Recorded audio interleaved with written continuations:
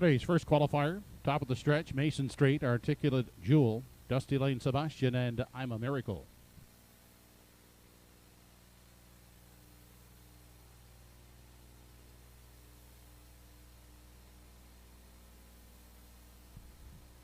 They're off and pacing. I'm a Miracle from the outside is off the gate first, looking to grab the early lead as they race into the first turn. The 2-year-old Mason Street along the rail will get away second up on the outside third. That is Dusty Lane Sebastian, and at the back is Articulate Jewel. They head into the backstretch first time as they move on to the opening quarter. Up front, I'm a Miracle shows the way. Now quickly on the outside, Dusty Lane Sebastian now looking to take control as they move past the opening panel. Giving way, I'm a Miracle will now sit in the pocket. Mason Street is pacing out the rail in 3, and the fourth and trailing one, that is Articulate Jewel. Opening quarter was 32 and 4/5 seconds as they make their way past the 3/8 and off the top turn. It's Dusty Lane Sebastian out there on a 2.5, 3-length lead as they continue off the top turn. I'm a Miracle giving chase second. Mason Street along the rail is third and tipping to the outside from fourth. It is Articulate Jewel. Make their way past the halfway point, and it is Dusty Lane Sebastian still out there by 2 lengths over I'm a Miracle, with Mason Street staying in at the rail third, and to the outside fourth is Articulate Jewel. They continue on into the backstretch after a half of 104 and 4/5 seconds. On their way to 3/4, Dusty Lane Sebastian continuing to chart the path. I'm a Miracle tracks along in the pocket second. Mason Street is third, and Articulate Jewel. Mason Street now taken to the outside as they arrive at the 3/4 mile mark. Mason Street now moving up alongside Dusty Lane Sebastian as they race on to the 7/8. Mason Street has gone off stride as they make their way past the 3/4 and on past the 7/8 now. 136 and 4 was the 3/4. They turn for home. Dusty Lane Sebastian, Mason Street back down pacing on the outside. Inside, I'm a Miracle, and lagging at the back is Articulate Jewel. On through the stretch they come. Mason Street on the outside, Dusty Lane Sebastian. Mason Street, Dusty Lane Sebastian, and I'm a Miracle.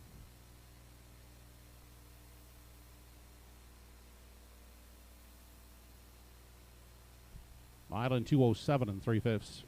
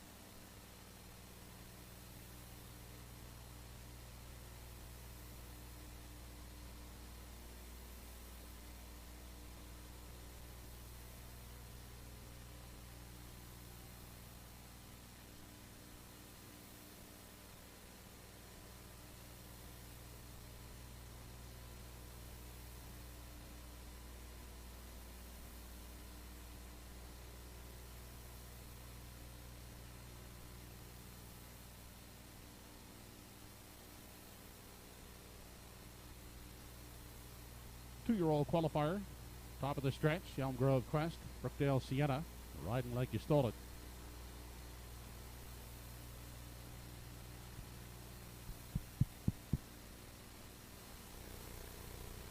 They are off, and as they leave the gate, that's Brookdale Sienna. A way to grab the early lead on the inside. Elm Grove Quest and riding like you stole it is the third and trailing one. 2-year-olds head by the opening eighth on their way into the backstretch for time one. They're led by Brookdale Sienna. There by 2.5. Elm Grove Quest giving chase second, and another gap of 3 lengths back to riding like you stole it, who sits in at 3. Single file as the 2-year-olds arrive at the opening quarter. And out front, Brookdale Sienna widening the lead now to 3.5. Elm Grove Quest looking at it from the 2 spot, and third, riding like you stole it. Still no change as they arrive at the 3/8. Opening panel was 32 seconds flat. They continue off the top turn. Brookdale Sienna leads them on into the stretch now as they near the half. Tightening up a bit second is Elm Grove Quest, and still back trailing third, riding like you stole it. Still no change in positions as the 2-year-olds make their way past the half and into the lower turn. They head now to the 5/8. And it's still Brookdale Sienna on the front end with Elm Grove Quest riding along second and looking to the outside, riding like you stole it from the back. 1:03 3 was the half, on their way now to the 3/4 mile mark. And Brookdale Sienna out there by 4. Here comes riding like you stole it up on the outside uncovered. He's taking aim second, and dropping back to third is Elm Grove Quest. They arrive now at the 3/4 mile mark. Brookdale Sienna still in control. On for second now is riding like you stole it, and the third one is Elm Grove Quest.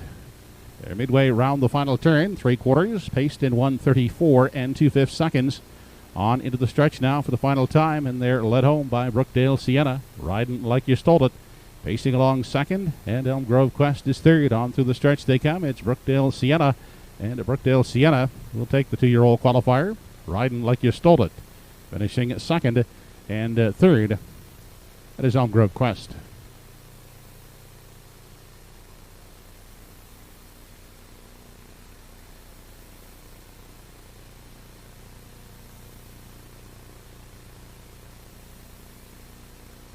Mile in 2:03 4/5.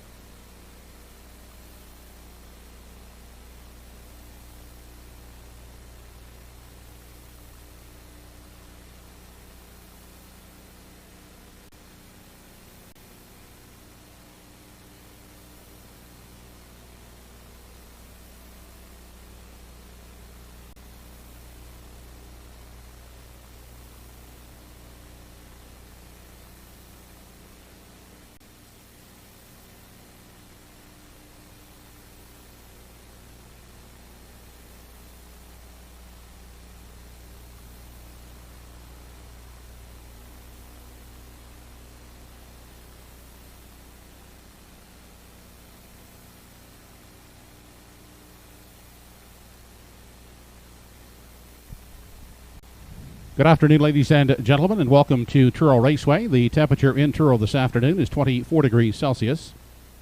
Under clear skies, today's track condition has been rated as fast. The card this afternoon is conducted under the rules and regulations of the Atlantic Provinces Harness Racing Commission. Senior judge this afternoon is Alex Monroe. Associates are Kevin Kroll and Mike Ellsworth.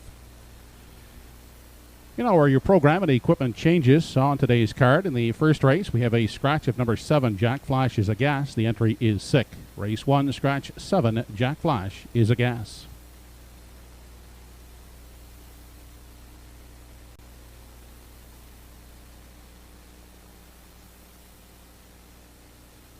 In the second race, number 7, Cool Do is a judge's scratch. Race 2, scratch 7, Cool Do.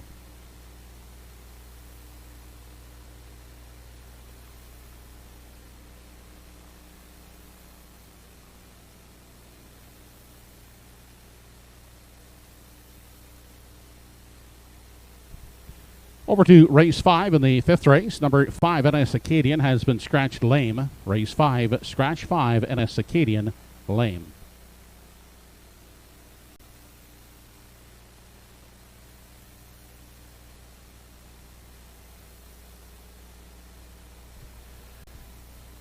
Over to race 6 in the sixth race. Number 6, Black Electra, bridle change, closed to open hood with cups.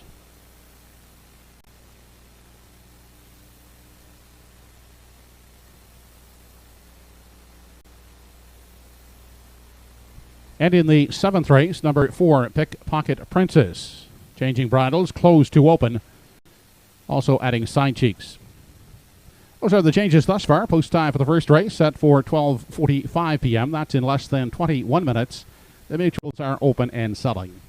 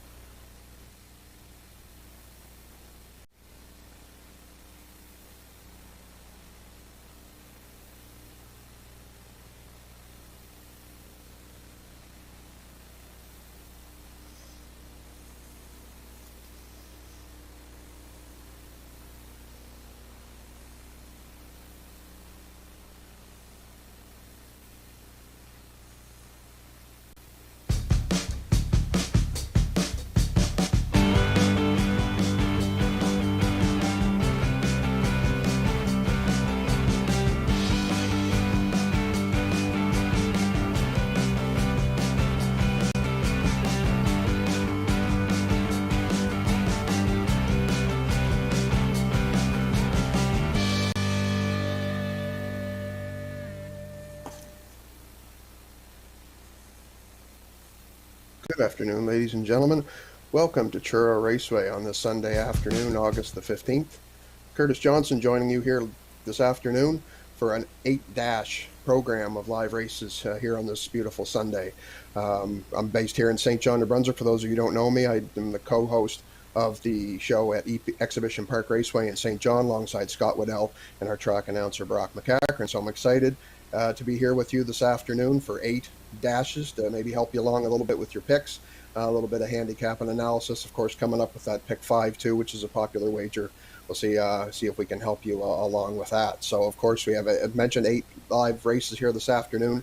Before we get to a little bit of that, let's throw congratulations out from last night to trainer and driver Paul Langell, obviously with his 3-year-old batter up Hanover, who has become the fastest 3-year-old in the Maritimes by way of his 151-4 win in Charlottetown last night. Obviously, most of us were probably watching the speed show. That was the races there yesterday, and of course the 2 trials. But again, owners Debbie Francis, Roseanne Langell, Doug Lowthers, congratulations on your Colts performance last night. Huge trip, 151-4 into the record books. So yes, again, so back to our live portion today.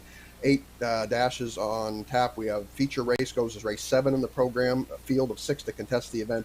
Johnny Walker Deluxe, Gia Diamond, Lady in Paradise, Pickpocket Princess, who is from my home base here in St. John from Exhibition Park, and Good Friday 3, and of course Harry G, who looks to probably be the morning line favorite of course, coming up in that race. That goes for a purse of $2,000 in race number 7 of 8, and others to go along with it. So we're glad to be with you here this afternoon. Looking forward to some exciting action. First post is coming up at 12:45. So starters should be on track probably in about 10 minutes or so. And as soon as they do, we'll come back and take a look at the first race and with a little pre-race analysis.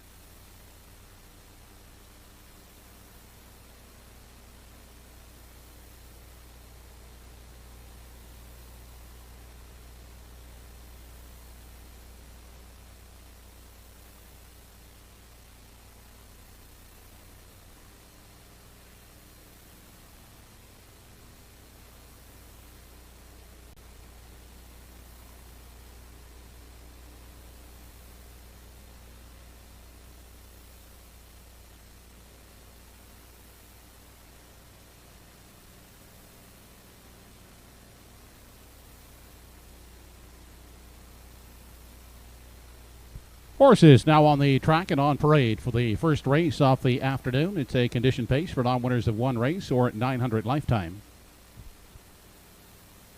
From post 1 is Brookdale Grace on by Doug Polly Jr. and Sr. Bernard McCollum drives.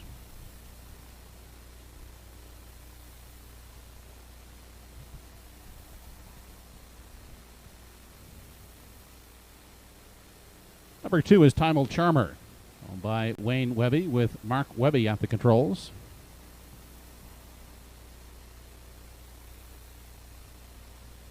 Tory Time from post 3. Ernie Laffin will catch drive for owners Bob Samara and Kevin Dory.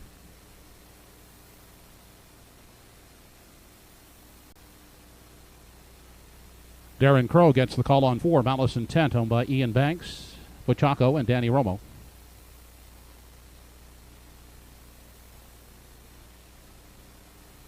Brent Boucher owns the 5. J.J. Elvis. Kenny Parker in the driver's seat. Coot Cobbler from post 6. Dave Carey will steer for owner Ron Garland.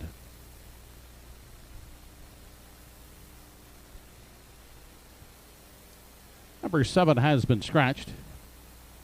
Rounding out the field is number 8, Glenview Rambo. Greg Monroe catch drives for Kathy McLean and Keith Legg.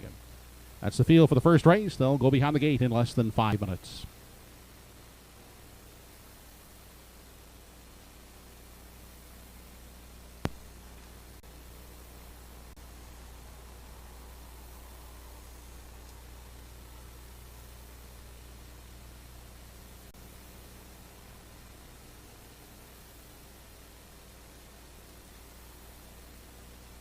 And with starters on track for our first race of the afternoon here, we're going to take a look at the entries in this race. Of course, scratch down to a field of 7 with the scratch of number 7, Jack Flashes a Gas. On screen right now is my top selection. I was going to take a little bit of a shot here in this race with number 6, Coot Cobbler.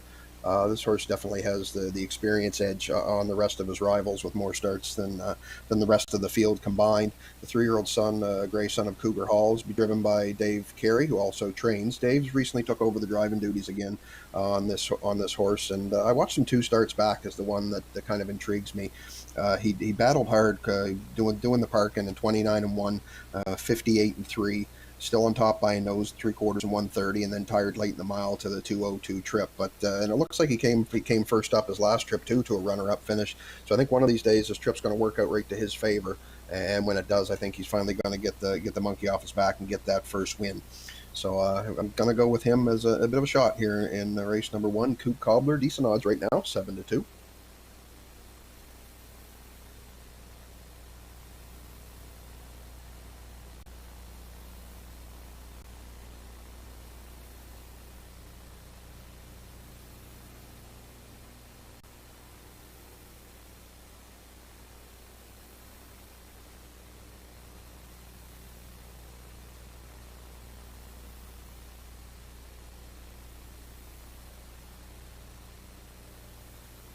I used Malice Intent in the 2 spot here this afternoon. This is a horse that I kind of expected would probably end up going off as race favorite, and it's pretty close, I think, between him and the 2 Time Will Charmer. As you see right now, they're both even money and 2-1 respectively. But I think for this filly, Daughter of Militia, she's coming back out of a stakes event that she raced in Truro here on August the 6th.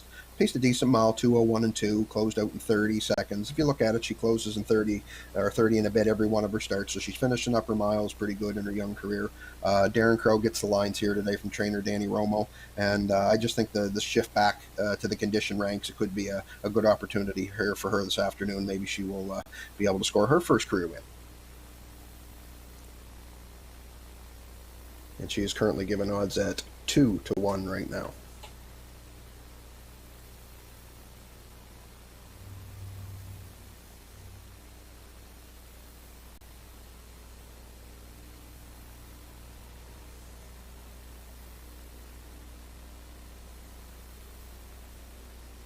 Here's my third place selection, Time Mal Charmer, who was actually the public selection as the favorite at 6-5 currently. Mark Webby gets the call here this afternoon on the son of Sunshine Beach for trainer Pooker McCollum, who has 2 in this race. He will be driving the rail starter Brookdale Grace. Comes in with a limited schedule here. Has got the 1 qualifier under its belt, 2:03 and 4:30 seconds on the end back on August 1st. Raced 5 days later on August 6th. Not a bad debut. Finished third. Again, paced a mile 2, 3, and 3. 30 and 4 in the end, pretty close to the qualifying mile. So this is going to be second start, draws well with post 2. Going to be the first time that Mark gets the lines here. This is the second time he drove him in his debut as well, so he knows the colt well starting out. So I like the inside draw, and I think if he gets position, he's obviously one that's going to be contended with. And right now he's co-favorite at 7-5 with Malice Intent. Hurry in, still time to wager. Last call at the Mutuals, less than 1 minute to first race post.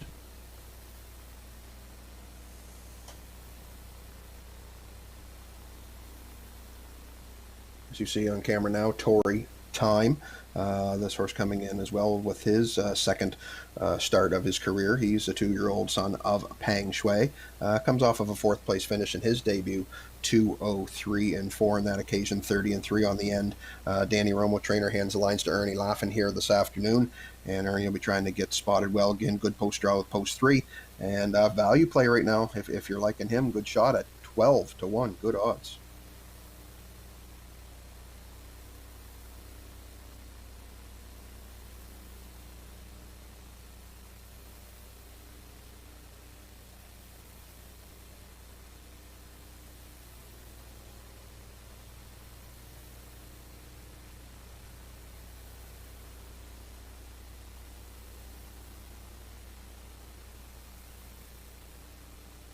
And there's Brookdale Grace on screen now, the second of 2 Pooker McCollum entries in this race. This filly, daughter of rock and roll heaven, comes in. She's got 3 starts so far this year, has yet to hit the board. A couple of 5th place finishes to her credit. Has rail control here again this afternoon. So, pacing the mile in 2-3, 2-4 range. So, of course, he's got the stablemate right next door to him. So, we'll see what Pooker can carve out a trip from the pole position here for his charge. Brookdale Grace currently at 8-1.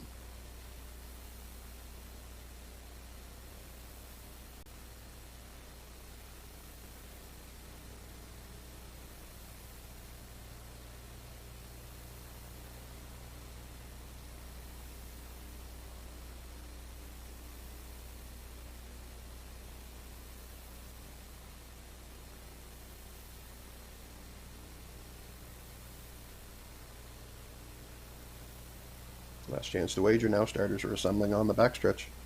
Hurry in, last chance to wager on our race on number 1. Starters are moving into position behind the home hardware starting gate. Next voice you'll hear is that of track announcer Joe Kelly with the race call for race number 1.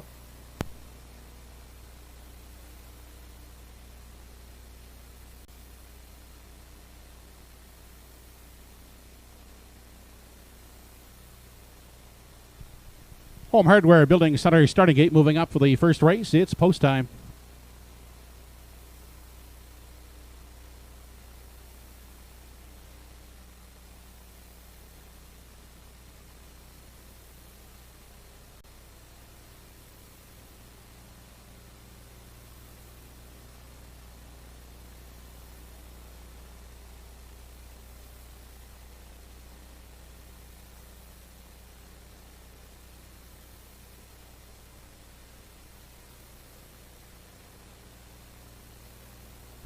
Race number 1 of the afternoon, top of the stretch, has Brookdale Grace, Time Mal Charmer, Tory Time, Malice Intent, J.J. Elvis, Coot Cobbler, and Glenview Rambo.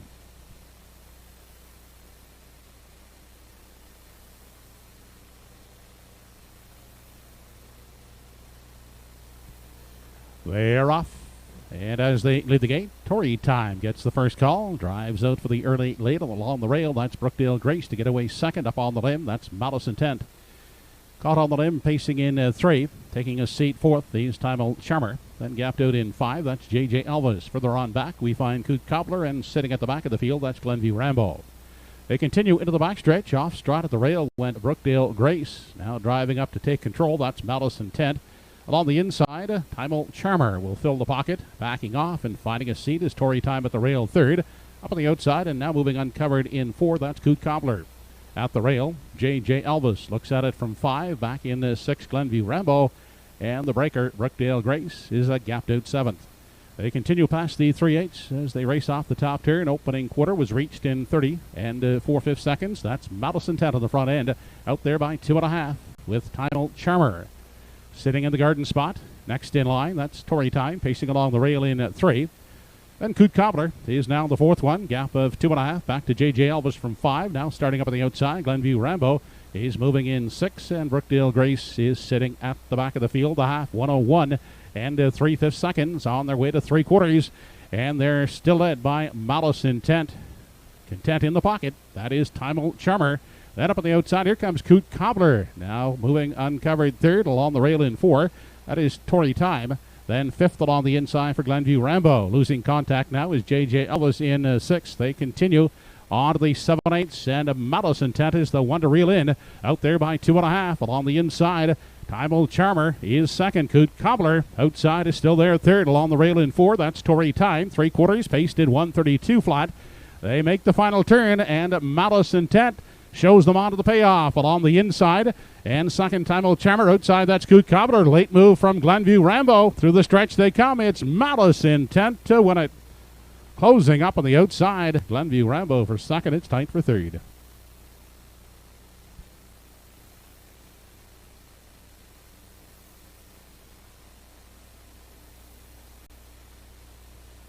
Mile in 2:02 flat.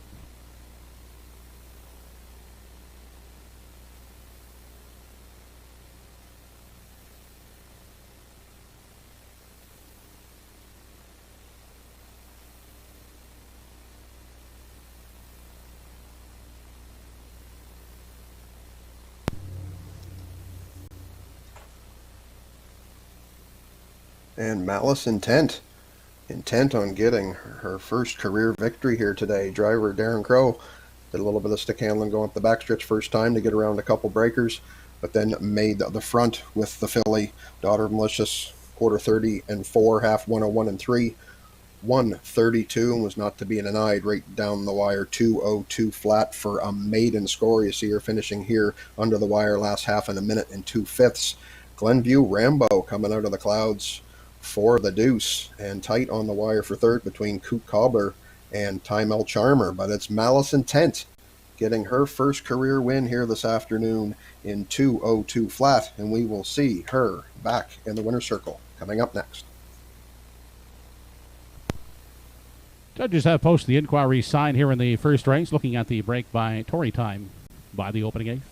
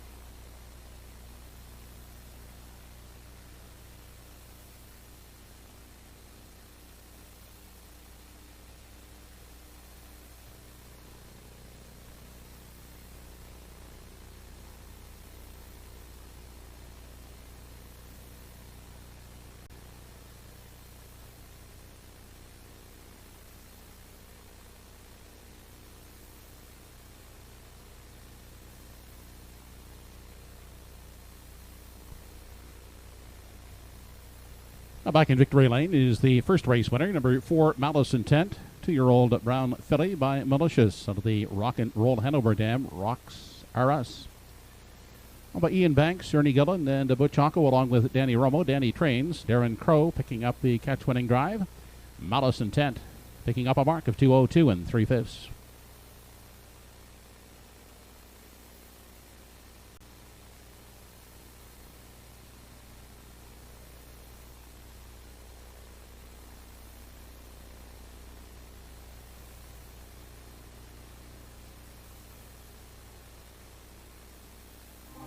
This race replay brought to you by Pye Chevrolet.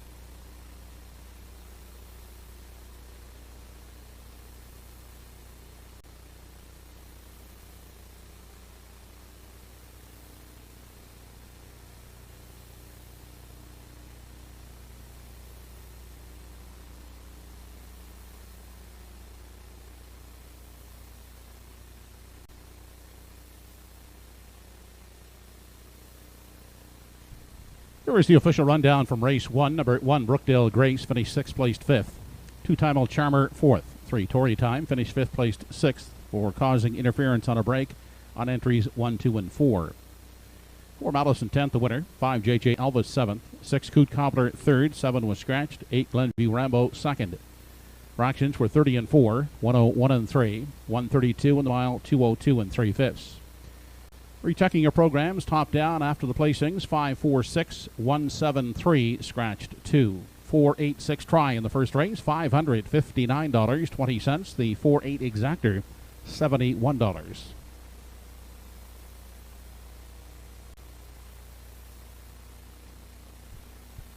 Upcoming in races 2 and 3, the early daily double in race 2, number 7, Cool Do, is a judge's scratch.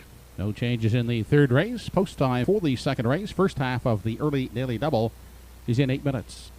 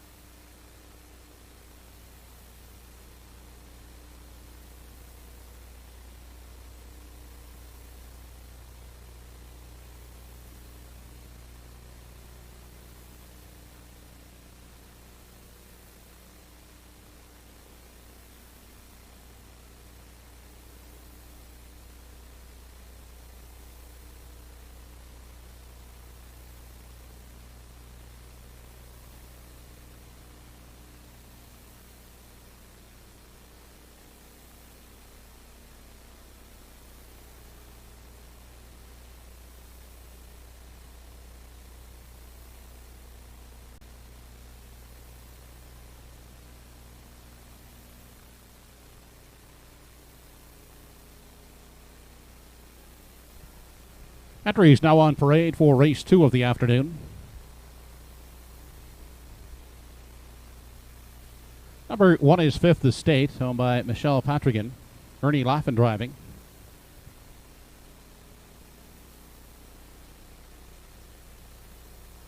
Western Normie from post 2 has Bernard McCollum catch driving for owner Norm Atkinson.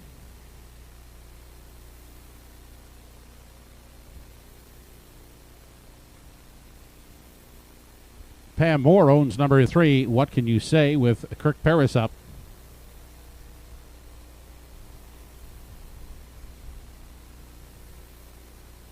Number 4 is Lofty Shadow, on below Saunders. Kenny Parker at the helm.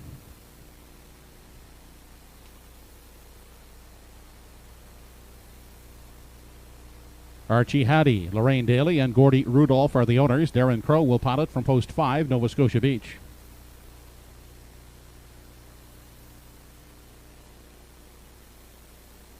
What a way to go is the 6th entry. Mark Webby for Wayne Webby. Mark also shares ownership.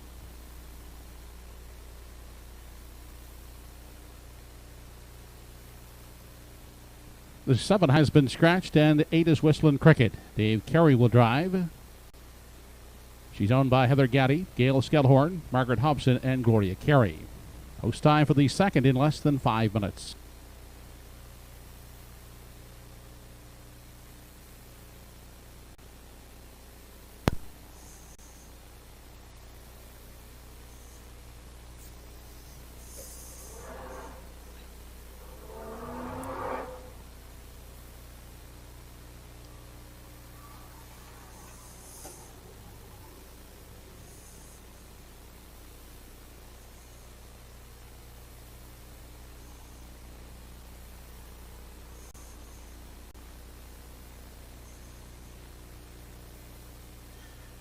And with starters on track for our second race of the afternoon, scratch down to a field of 7 with the scratch of number 7, Cool Do. We're going to take a look at this race, and on screen right now, no surprise, 1-4. Heavy favorite is What a Way to Go. 4-year-old son of Shadowplay comes in here off of a qualifying effort on August the 6th. 157-4 with a smoker of 29-1 on the end. Looking back at the lines from 2020 on this horse, a little bit of braking issues, as you can see last year, and some qualifiers and in the start at the end of August last year. Was put on the shelf, came back. He's freshly qualified and ready to go. If he's got all those troubles behind him, here we are almost a year later. And from the look of that qualifying effort, looks like he is ready to rock. Of course, Mark Webby handles the lines for Wayne Eric Webby, who co-owns this horse with Mark, and I'll be looking him to make a big impact here today. At first asking, of course, 1-4 low price on the odds on this one here this afternoon. Probably won't get as much as you'd get on him in that first race triactor. Congratulations to somebody that got a piece of that at $559 to start your day. But again, 1-4 on favorite. What a way to go.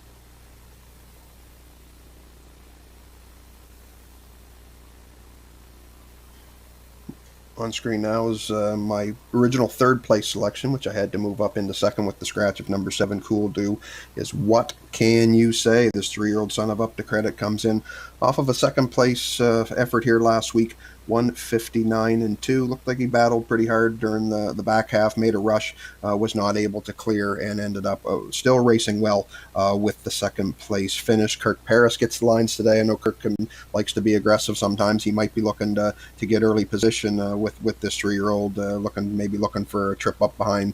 What a way to go. But I expect to see him in action early, and I like him right now on the odds board. A little bit of a value play at 9-1. What can you say?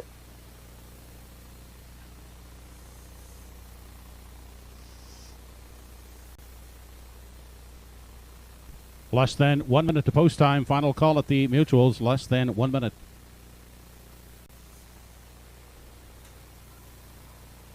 On screen now is number 2, Western Normie. Pooker McCollum gets the call today for trainer Darren Crow.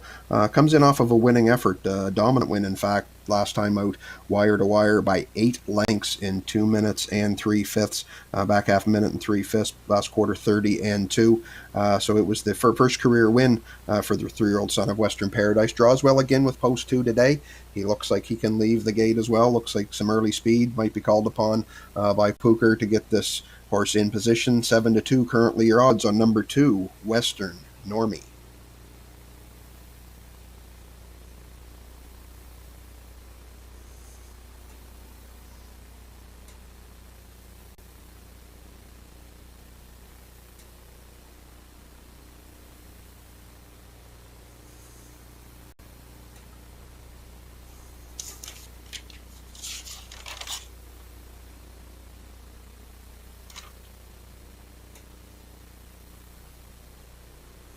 On screen now is the second Darren Crow trainee in this race, Nova Scotia Beach, leaving from post 5 here this afternoon, coming in off of a scratch. Has been out of action since July the 23rd. In that event, he was a 4th place finisher in 59-1. He looked the start before that. He was a wire-to-wire winner in 159-3. Nice closing quarter in 29 seconds flat. He's another one that can bust the gate, so we could have an interesting first turn here. A lot of them jockeying for position early in this mile, but right now he is second choice on the odds board at 2-1, Nova Scotia Beach.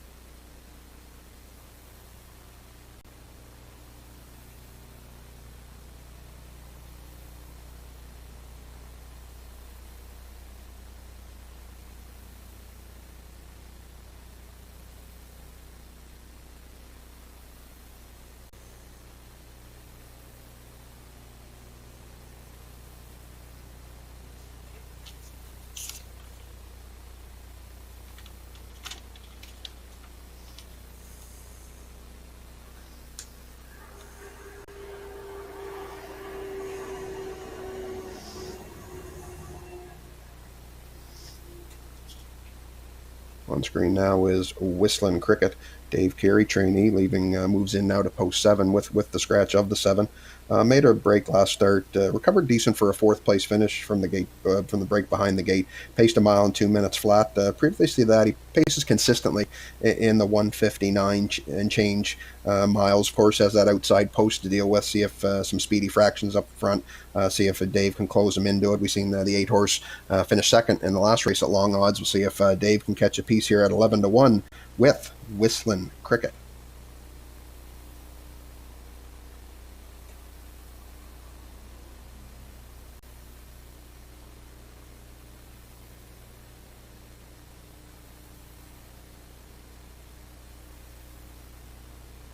On screen now is Fifth Estate, the Ernie Laffin trainee. Ernie drives as well.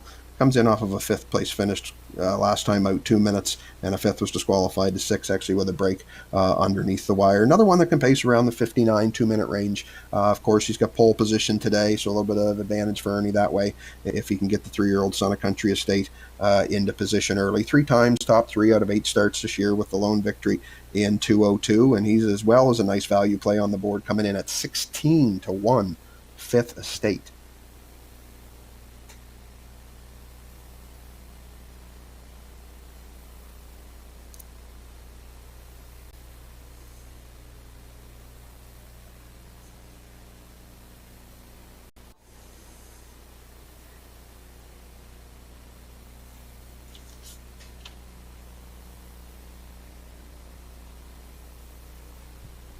Starters are Home Hardware Building Center starting gate now moving for the second race. It's post time.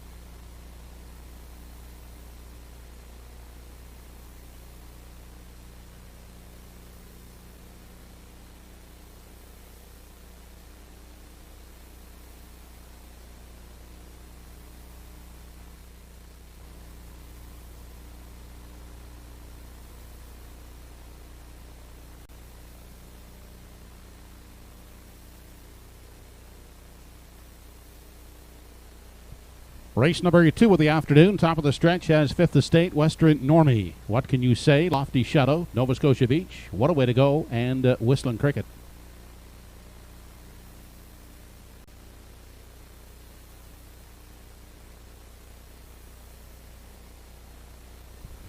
They're off and pacing away quickly. That's Western Normie out in search of the early lead. Up on the outside, What Can You Say is drifting wide there second. And up on the far outside, Nova Scotia Beach, leaving alertly, is now backing off along the inside in the pocket. That's Fifth Estate. They move into the backstretch for the first time, heading on to the opening quarter. Outside, What Can You Say? Trying to wrestle the lead away from Western Normie. Sitting in the pocket, that's Fifth Estate third. And Nova Scotia Beach will fill that gap in 4. Inside and pacing in 5 is Lofty Shadow. What a Way to Go has beaten only one away. That's Whistling Cricket as they make their way on to the 3/8. And winning the early battle, that's Western Normie. On the inside and moving up as they make their way past the 3/8, Fifth Estate backing off and finding a seat now. That is What Can You Say, settling at the rail third, 28-3. Was the opening pedal. They race on through the stretch as they near the half, and it's Western Normie in control of the field, getting a golden trip in the pocket. That's Fifth Estate second along the rail third. What Can You Say? Then Nova Scotia Beach is fourth. Here comes What a Way to Go. Now starting up at the outside from 5. They race into the lower turn. Heading on now to the 5/8, and Western Normie still in control with Fifth Estate content to follow along in the pocket and gaining ground quickly. What a Way to Go up on the outside, and What a Way to Go is driving on to take over the lead. The half was in 58 seconds. The inquiry sign is posted. They make their way past the 3/4 mile mark, and What a Way to Go striding on the lead. Out there now by 3 clear lengths. On for second, Whistling Cricket. On the inside, Western Normie trying to hang in third. Then What Can You Say up on the outside is pacing fourth along the rail, Fifth Estate from 5. But the story up front is What a Way to Go. Out there safely by 5 with less than an eighth to come. 1:28 and 2 was the 3/4. They turn down the lane now for the final time. It's all What a Way to Go. An insurmountable lead here in the second. And What a Way to Go will stride off to victory. On the outside, that's Whistling Cricket hanging in for second. And third, What Can You Say? A mile in 1:57 and 3/5.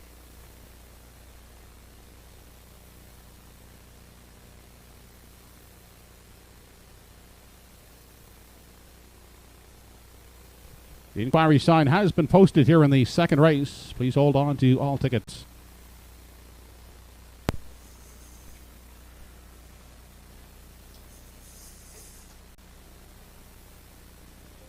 And what a way to go.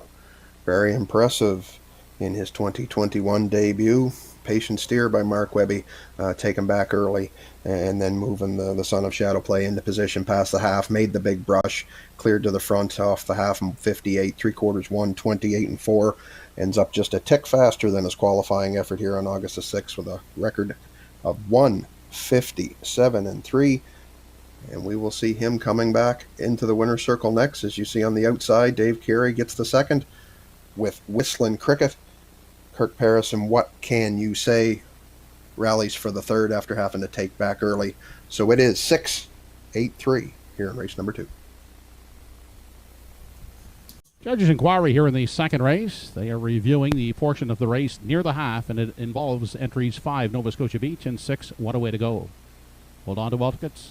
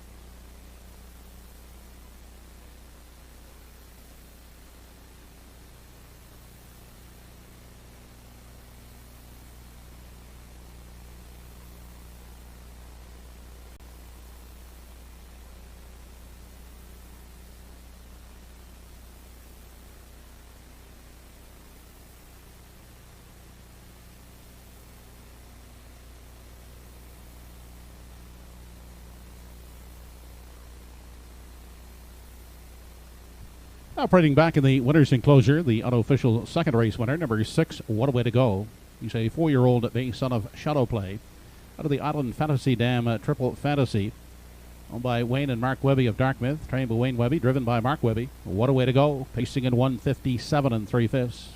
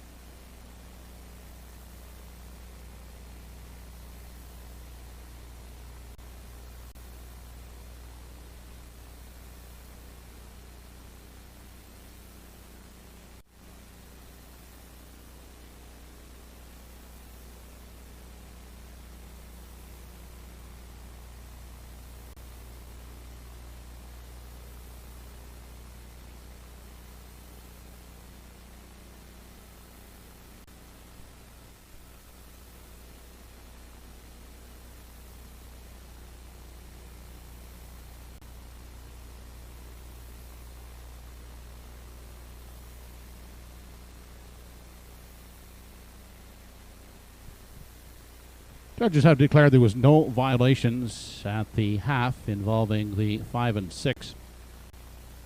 However, number 3, What Can You Say, did cause interference before the 3 quarters on number 1, Fifth Estate, striking Fifth Estate's wheel and flattening the tire. Therefore, number 3, What Can You Say, finished 3rd and is placed 5th for causing that interference.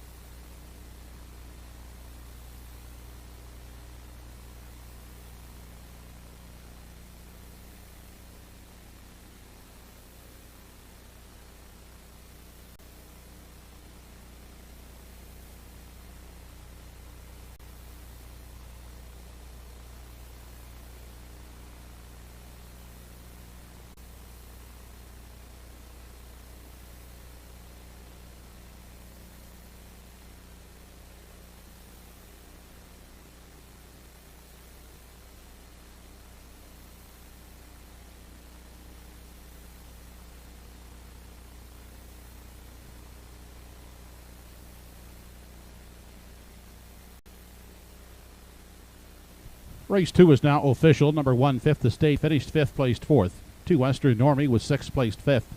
3, What Can You Say, finished 3rd, placed 5th for causing interference to 1, Fifth Estate. 4, Lofty Shadow was 4th, placed 3rd. 5, Nova Scotia Beach, 7th. 6, What a Way to Go, the winner. 7, Cooldo was scratched, and 8, Whistling Cricket, 2nd. Fractions were 28 and 3, 58 for the half, 3 quarters in 128 and 2, and the mile in 157 and 3. Rechecking from the top after the placings for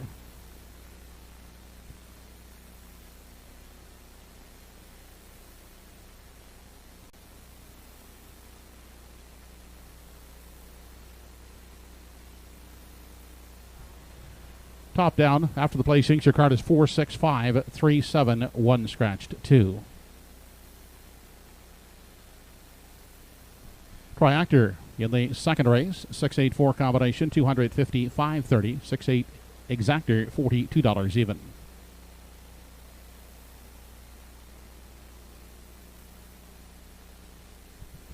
Race 3 coming up. No changes to report in the third race, with post time in less than 7 minutes.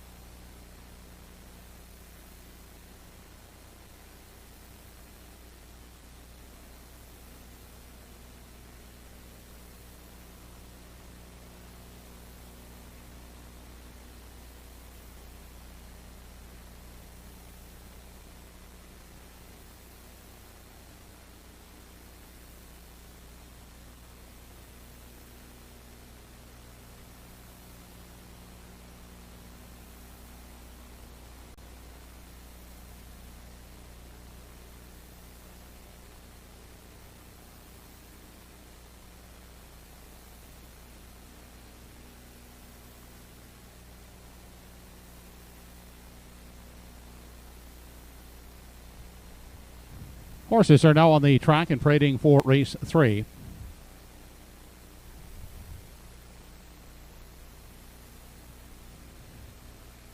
From post 1 is Art Sleek, owned by David and Diane Settle, with Ernie Laffin in the driver's seat.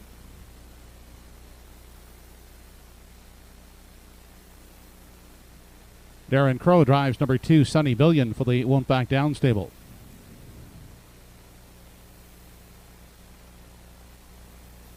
Roy Burton owns and drives number 3, I-47.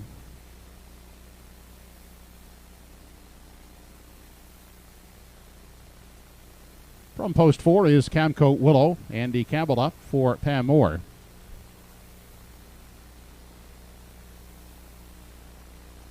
Emmons and Tammy McKay are the owners of 5 at the helm. Emmons will steer.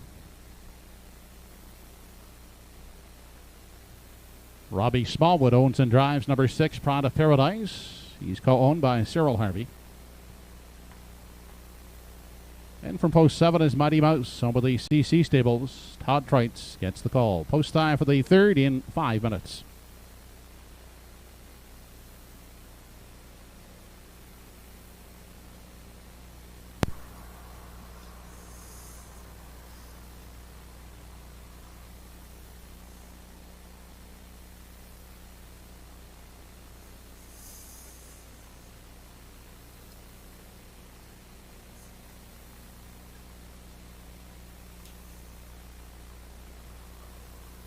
And with starters on track for our 3rd race of the afternoon, the first leg of the pick 5 wager.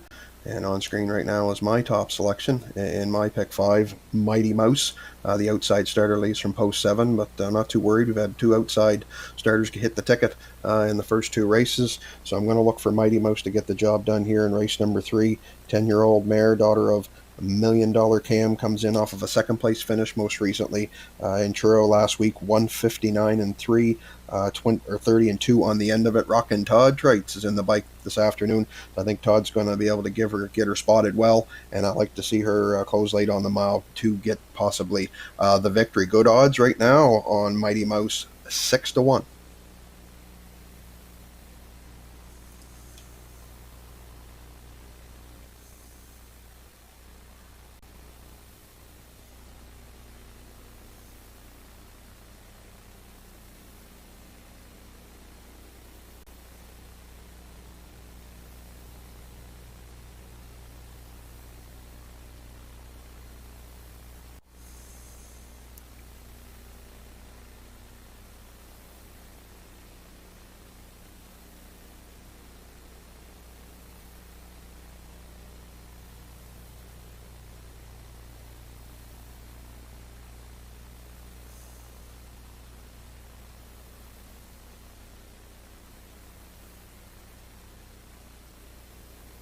On screen now is my 2nd selection, Art Sleek, and I could just as well have flip-flopped between this one and Mighty Mouse. I did go too deep in the pick 5 first leg, and this was the other fella I used, Art Sleek.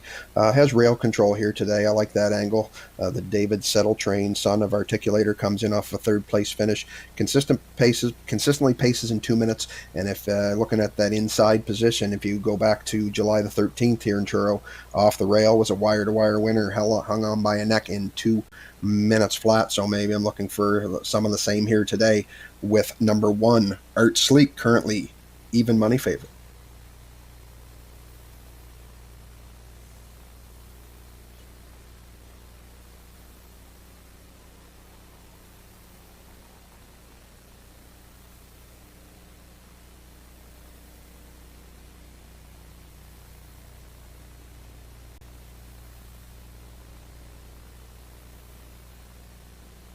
On screen now is my 3rd place selection, Pride of Paradise.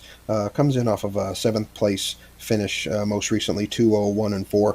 Prior to that, the horse had paced consistently sub 2 minutes in the 59 range. 2 starts back was a 4th place finisher, 59-2. Closed it out at 29-4 in the end. He finished top 3 twice this year out of 8 starts. Still trying to find his way to the winner's circle for the first time. He is at 9-2 today. Number 6, Pride of Paradise. Last call to wager on the 3rd race. Final call to wager on today's pick 5. Race 3, first leg, less than a minute.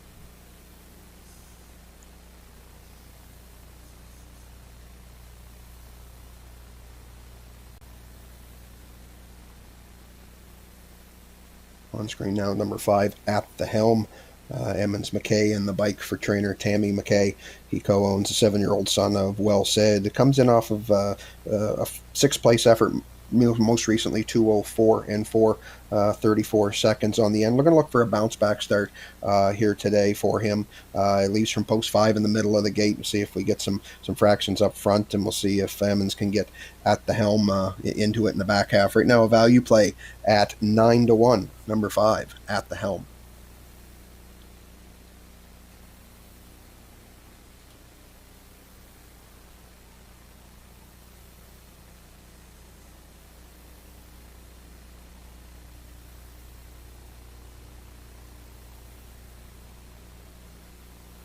Camco Willow on screen right now. 7-2, actually taking some money here this afternoon. Andrew Campbell drives for trainer Pamela Moore. Comes in off of a 6th place finish, most recently 2:01 and 3. Start before that was a solid third and 2 minutes flat on the end. Paul Angel drove on that occasion. Andrew Campbell is aboard today. Camco Willow, number 4, 5-1.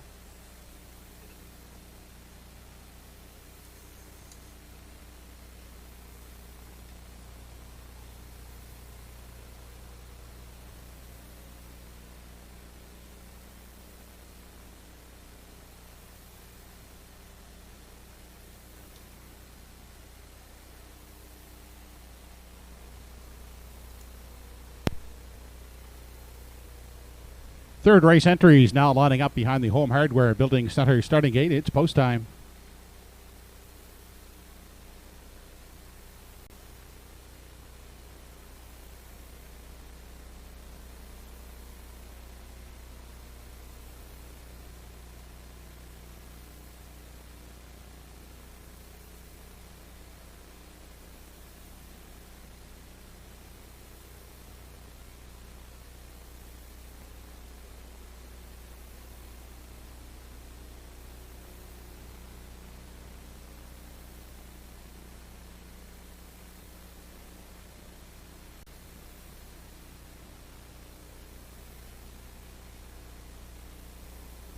Third race of the afternoon has Art Sleek, Sunny Billion, I-47, Camco Willow, At the Helm, Pride of Paradise, and Mighty Mouse.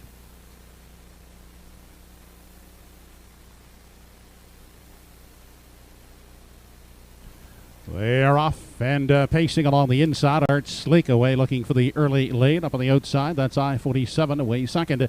Then caught wide third is Camco Willow. Along the rail in 4 is Sunny Billion. Up on the outside, 3 wide into 5. That's number 7, Mighty Mouse, as they continue on by the 8th and into the backstretch. Heading on to the opening quarter. Up on the outside, Camco Willow is battling Art Sleek for the lead as they continue past the opening quarter. Now relenting is Camco Willow. He'll find a seat in the pocket. They head on to the 3/8 with Art Sleek in control. Length and a half, 2 lengths on the pocket sitter Camco Willow, and a gap of some 5 lengths back to I-47, pacing out the rail third. Then Sunny Billion looks at it from 4 in the early going. Back at the rail in 5, that's Pride of Paradise. The 6th away, Mighty Mouse, and at the back of the field is At the Helm. Quarter paced in 28 and 2/5 seconds. They stride on through the stretch as they near the half. It's Art Sleek with the lead. Lead is 2 lengths. Second is Camco Willow. Now closing up a bit in 3 is I-47. Out and moving now from 4 as they race into the lower turn. That's Sunny Billion. Then 5th along the rail and now locked up is Mighty Mouse. Out and moving from 6 is Pride of Paradise, and still trailing is At the Helm. They were past the half, 58 and 3 on their way down the backstretch. Final time, Art Sleek uncontested. Lead of 2 lengths as they near the 3/4 mile mark. Still second is Camco Willow. Up on the outside, braving it first up is Sunny Billion. Third along the rail is I-47 fourth. Outside covered up in 5. That's Pride of Paradise. Still nowhere to go for Mighty Mouse in 6. And At the Helm can see them all as they race to the 7/8 3/4 in 1:28 and 4. And Art Sleek is opening up on the front. Is out there clear now by 4.5. Second is Camco Willow. Outside Sunny Billion is moving third. On through the stretch they come. Art Sleek, Sunny Billion up on the outside. Out the rail is Camco Willow. Art Sleek will take it. Outside Sunny Billion closing for second. And the show spot goes to Camco Willow. Mile at 1:59 and 1/5.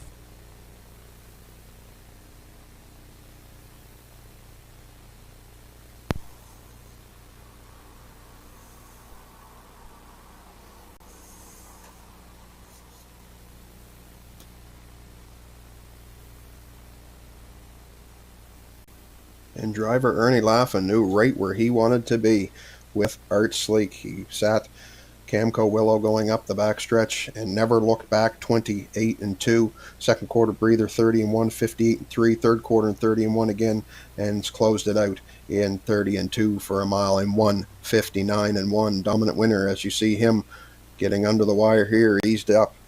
Ernie Laffin sitting chilly. On your winner, Art Sleek. Rallying for second is Sonny Billion. Camco Willow ended up third. We're looking at a 1-2-4 here. Close with the 7, but I believe it was 1-2-4 here in race number 3. We'll see Art Sleek coming up in the winner's circle next.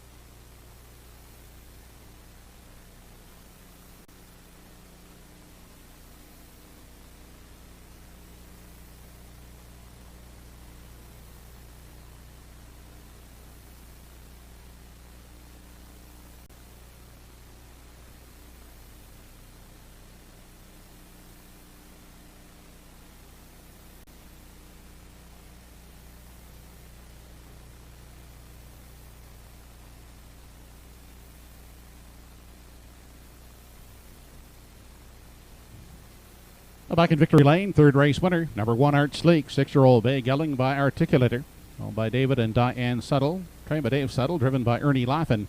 Art Sleek pacing in 1:59 and 1/5. That's a new lifetime mark.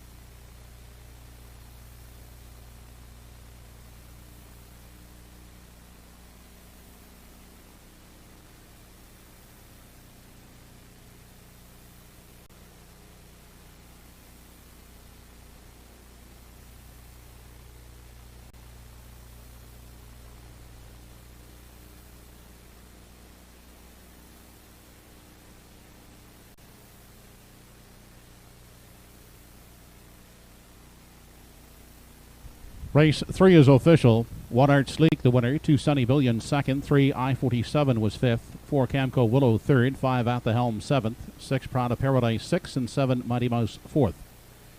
Quarter, 28 and 2. The half, 58 and 3. 3 quarters and 1, 28 and 4. The mile, a lifetime best for Art Sleek, 159 and 1/5.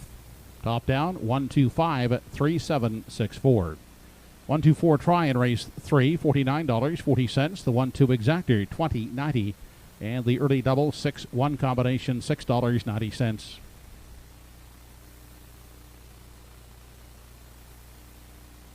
Fourth race coming up. No changes with post time in 7 minutes.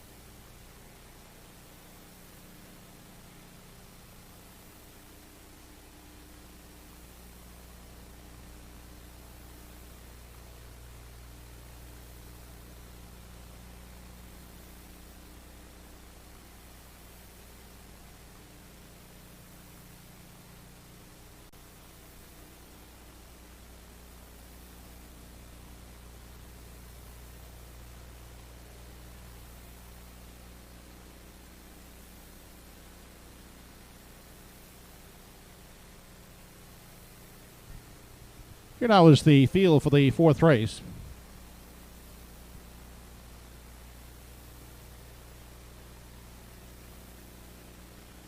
From post 1 is His Boy Elroy by Doug Polly and Gordon McComb. Doug Polly Jr. up.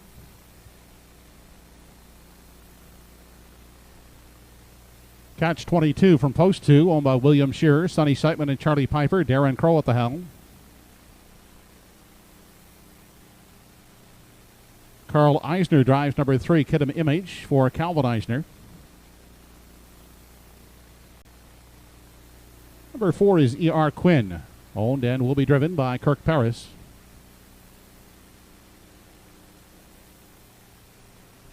Todd Treitz at the lines of 5, Montrose Hope for Harvey Holm.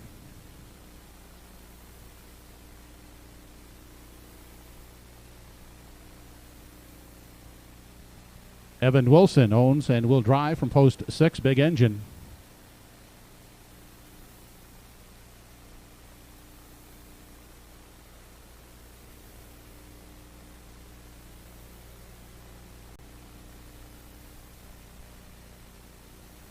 And number 7 is Brookdale Jim, by Doug Polly Jr. and Sr., Bernard McCollum in the driver's seat. That's the field for the fourth. They'll go to the gate in 5 minutes.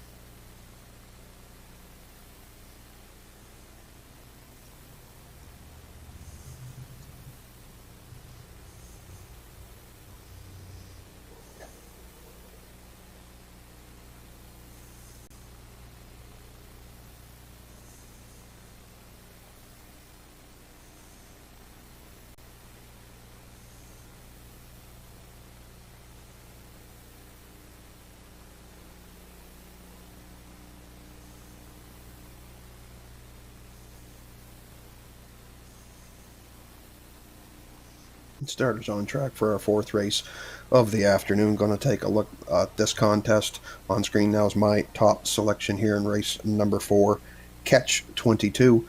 Comes in off of a 6th place finish most recently here at Truro on August the 6th. Paced a mile 57 and 2 on that occasion. He was in against some tough company as you look. American Risk, I'm a Looker Too, Harry G. Doesn't have to face that caliber of horse here this afternoon in this class. A little bit of class release really for him. Draws post 2, does the Darren Crow trainee. Darren's in the bike as always. 3 times top 2 at a 9. Starts this year. Consistently closes sub 30 seconds. Pair of runner-up finishes prior to last week, both pacing in 56, which gets you a large chunk in here and might even get him get his picture taken here in race number 4. Public likes him as well at even money. Number 2, Catch 22.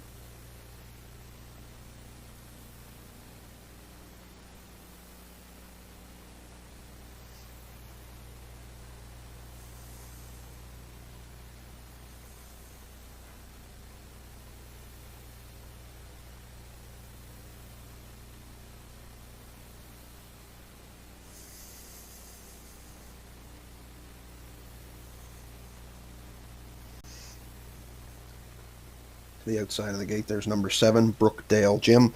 Going to look to get another outside horse on the ticket here this afternoon.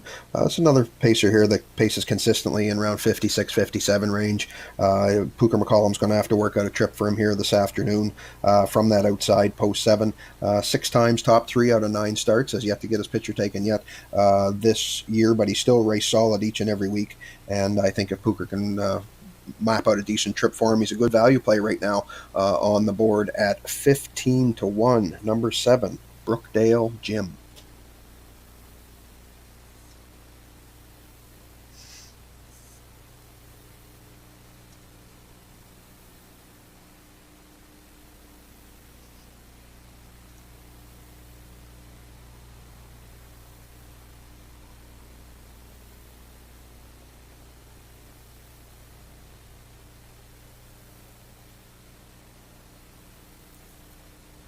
On screen now, number 5, Montrose Hope. I had to show a little love to a horse from my stomping grounds here in St. John. I watch this horse race week in and week out, and don't sleep on this fella. He's a tough one.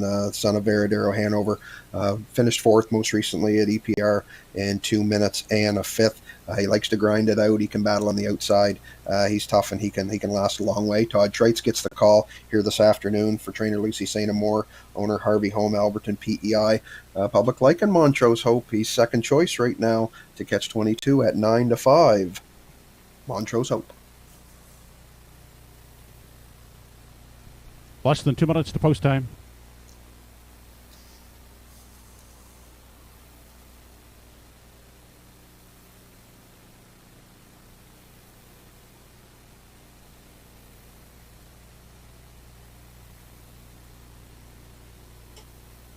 On screen now, number 3, Kidam Image, horse that recently moved to the Calvin Eisner barn, raced in PEI earlier this season.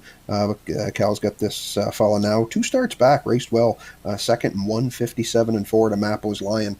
A little shout out to him too, ladies and gentlemen. He was second last night in that track record 3-year-old performance, not to be outdone, of course, by Paul Langel's colt, but he pieced him on 52 and 1 himself, so it was out of the Clare and Ken McDonald stable. So shout out to him as well after his performance last night. But yeah, Kidam Image right now looks if Cal can get him spotted well, we could see him get into position and maybe get himself a piece of the ticket. A bit of a value play too right now on the board at 9 to 1. Kidam Image.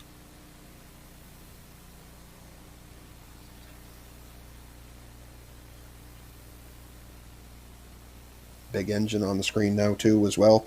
6 to 1 on the board. Evan Wilson trains and drives, the son of Test Flight. This horse has been racing well. A couple of runner-up finishes. Most recently last week, 158 and 2. 2 Mappo's Lion, 29 and 3 on the end. He's always draws bad positions. He hasn't had a lot of good draws for him. This is his 4th 6-hole in out of 5 races. In the other trip, he had the 8-hole. So Evan Wilson still finding a way to get his horse into the ticket, and he could be again as well today at 5 to 1 currently now. Number 6, Big Engine.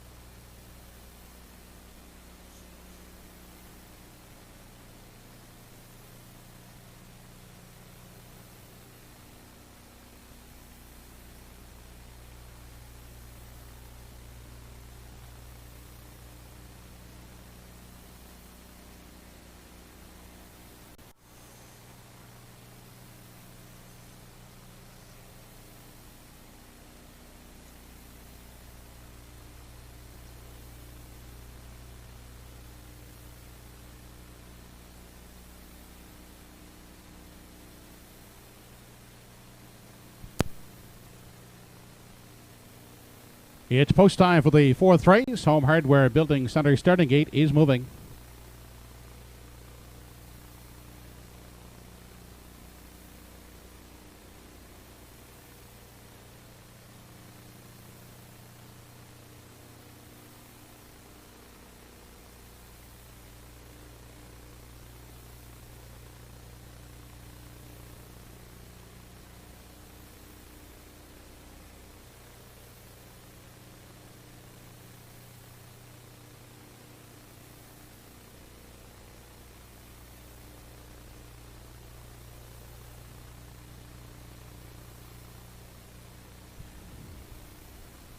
The afternoon's fourth race has His Boy Elroy, Catch 22, Kid Image, Yar Quinn, Montrose Hope, Big Engine, and Brookdale Jim.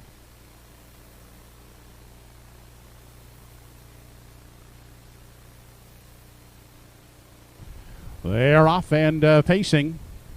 Away quickly is ZR Quinn along with Catch 22, and down at the rail, His Boy Elroy emerging with the lead. Catch 22 up on the outside, second, wide third. That's ZR Quinn. Along the inside, Kid Image is spotted fourth. Then away in five is Montrose Hope. Back sixth on the outside for Big Engine, and at the back of the field, that's Brookdale Jim. They make their way into the backstretch. On past the opening quarter they head. Outside, ER Quinn is pressing on and will take over the lead from Catch 22. And at the rail, that's His Boy Elroy. Now racing third. Next in line, Kid Image in four. Campaigning the rail five is Montrose Hope.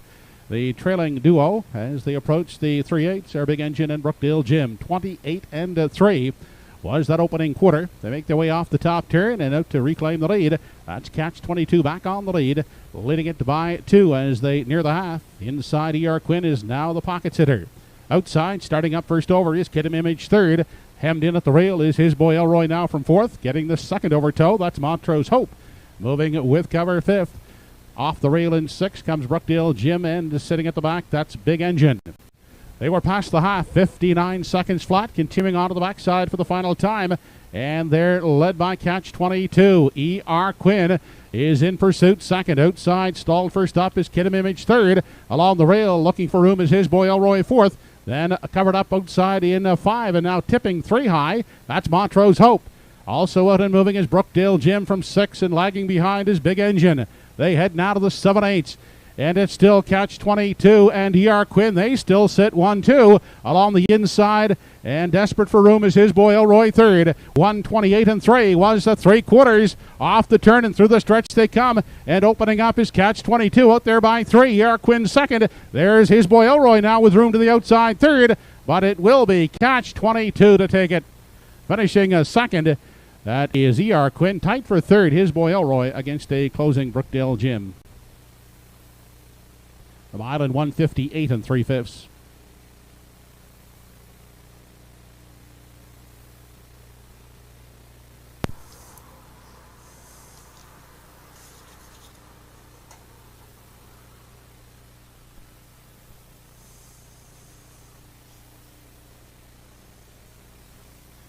And Darren Crow took his charge. Catch 22 out to the early lead. Let ER Quinn go. Had to do a retake back to the front. But after that, it was smooth sailing. Half and 59, 3/4 in 1:28 and 3. He closed it out in 30 seconds flat. Comfortable under the wire here right now. Catch 22 and Darren Crow. Darren's second win on the program. 2 in the books already for Darren today. 1:58 and 3. ER Quinn getting the second, close for third between His Boy Elroy and Brookdale Jim, but no doubt about the winner. Catch 22, Darren Crow.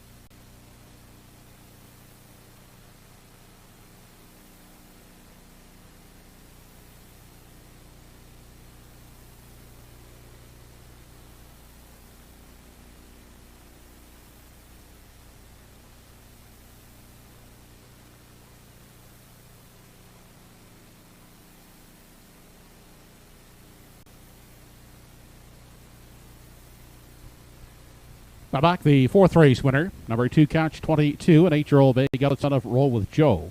Although William Shearer, Sonny Siteman, and Charlie Piper, trained and driven by Darren Crow. For Darren, that's his second winning drive of the afternoon. Catch 22 in 1:58 3/5.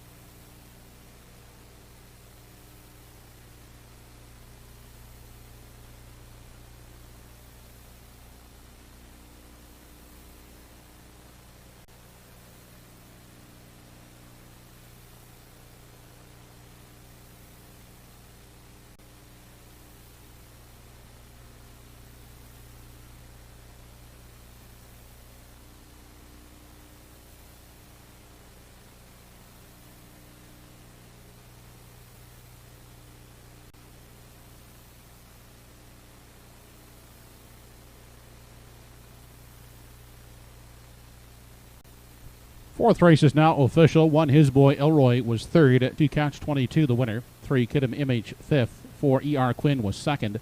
5 Montrose Hope sixth. 6 Big Engine 7 and 7 Brookdale Jim fourth. The quarter was 28 3. The half 59. 3 quarters in 1:28 3. In the mile in 1:58 3/5. Rechecking from the top. 3:15 2674. 2-4-1 try in the fourth race. $361.50. The 2-4 exactor, $19.50. Upcoming in the fifth race, number 5, NS Acadian, has been scratched lame. Post time for the fifth in 8 minutes.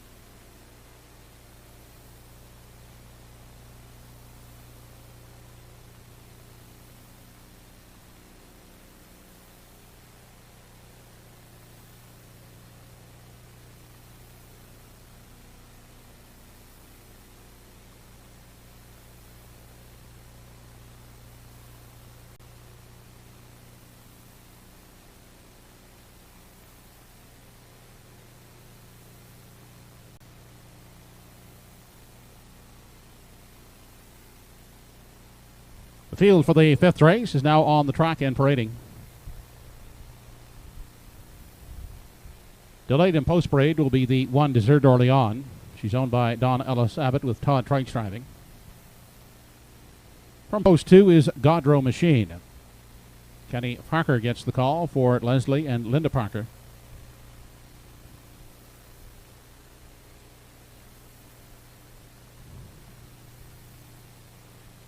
Julie McPherson and Ryder McLean, the owners of 3 Brookdale Buster with Andrew McLean driving.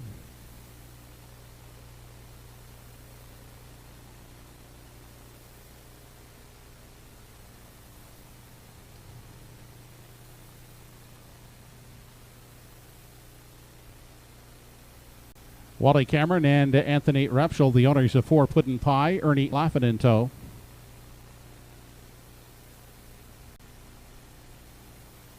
Number 5 has been scratched.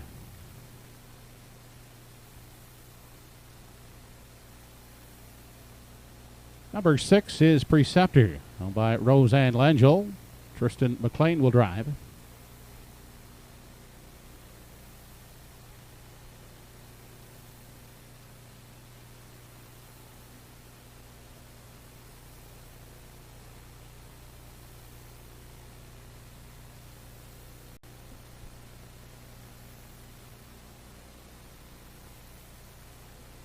Gene Bellevaux of Dieppe, Gene Bellevaux from Scudic are the owners of 7 Woodmere Lexus. Darren Crow up.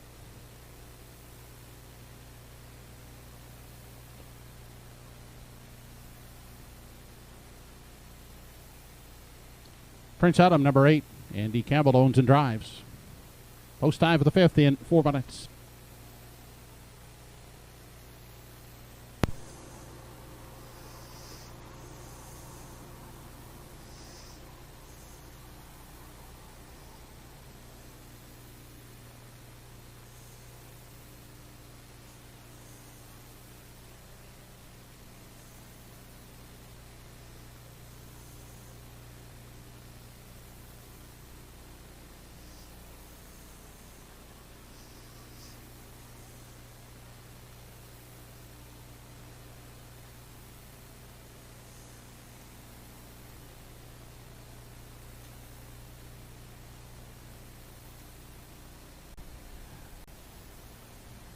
One Desert Orleans is now on the track.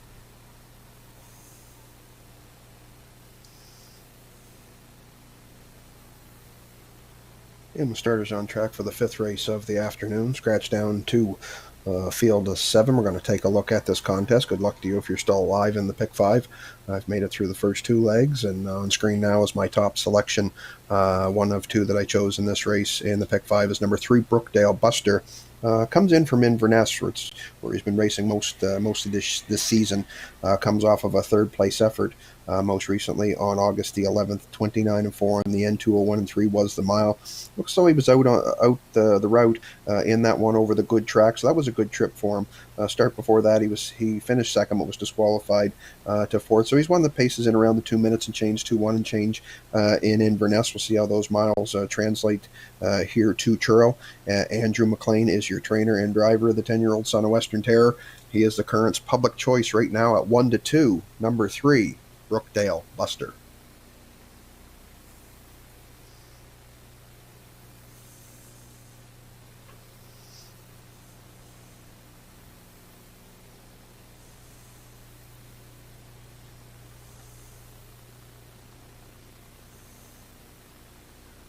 On screen now is my other selection in the pick 5 wager here this afternoon. Rail starter Desert d'Orléans comes in off of a winning effort last time out here at Truro on August the 6th. Win by going away 3 lengths, 1:59.3 in that occasion. Todd Trites was aboard, and as you can see, is again today. Todd loves rail control. I've watched Todd drive for many years here in New Brunswick, and I expect we will see him involved early with this veteran mare. And Desert d'Orléans also getting respect to the tote board right now at 2-1, second choice.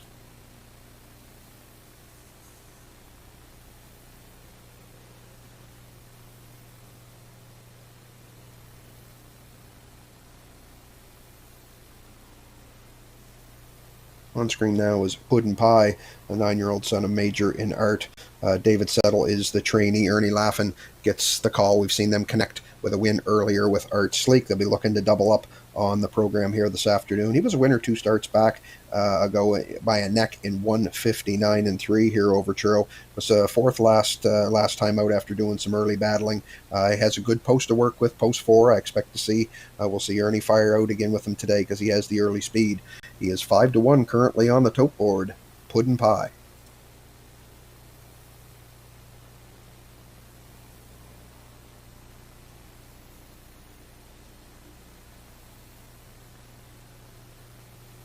Number 2, Godreau Machine, showing on screen now. Comes in off of a 5th place effort most recently here in Truro in August of 6:59.4. He's paced a good mile a couple starts before that here on July the 23rd. He was well beaten 6th, but still paced a nice mile, 57.3.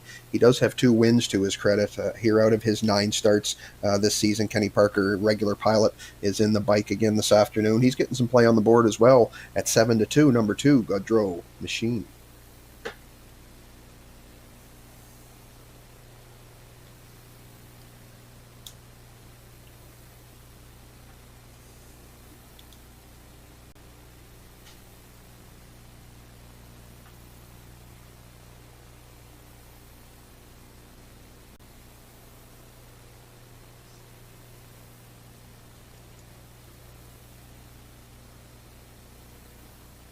On screen now is number 6, Preceptor.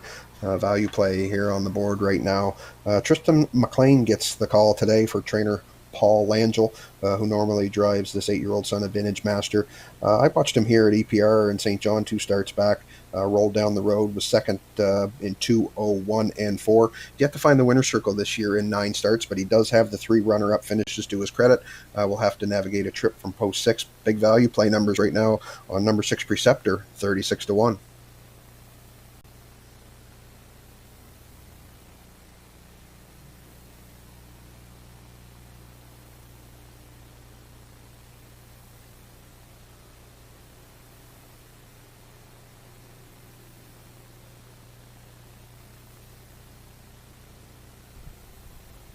Only 1 minute left to wager on the 5th race. Final call.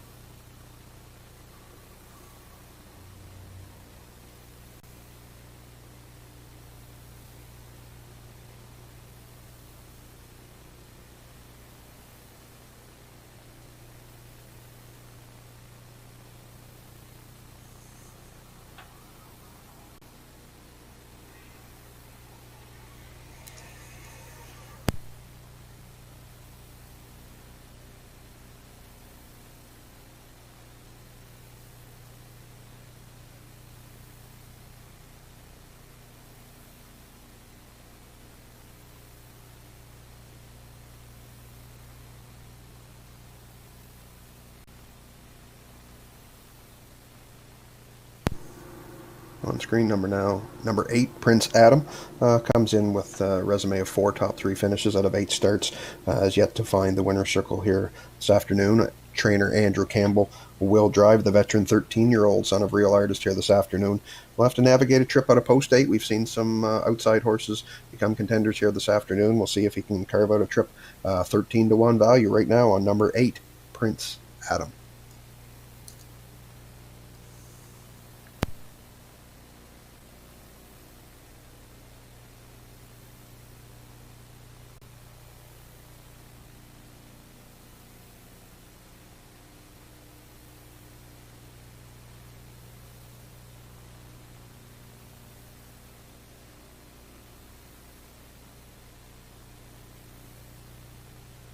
It's post time for the 5th race. Home Hardware Building Center starting gate is moving up.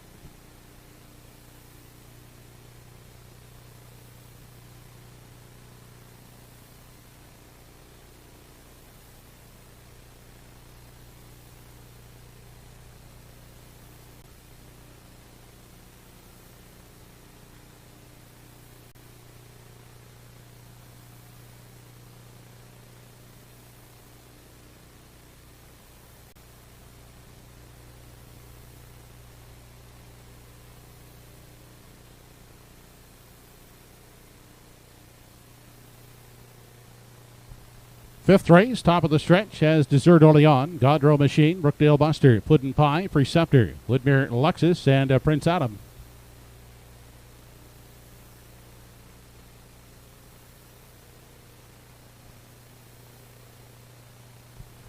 They're off and pacing. Quick away is Desert Orleans at the rail. Up on the outside, Puddin' Pie. Those two will do early battle for the lead as they head into the first turn, followed out by Gaudreau Machine third.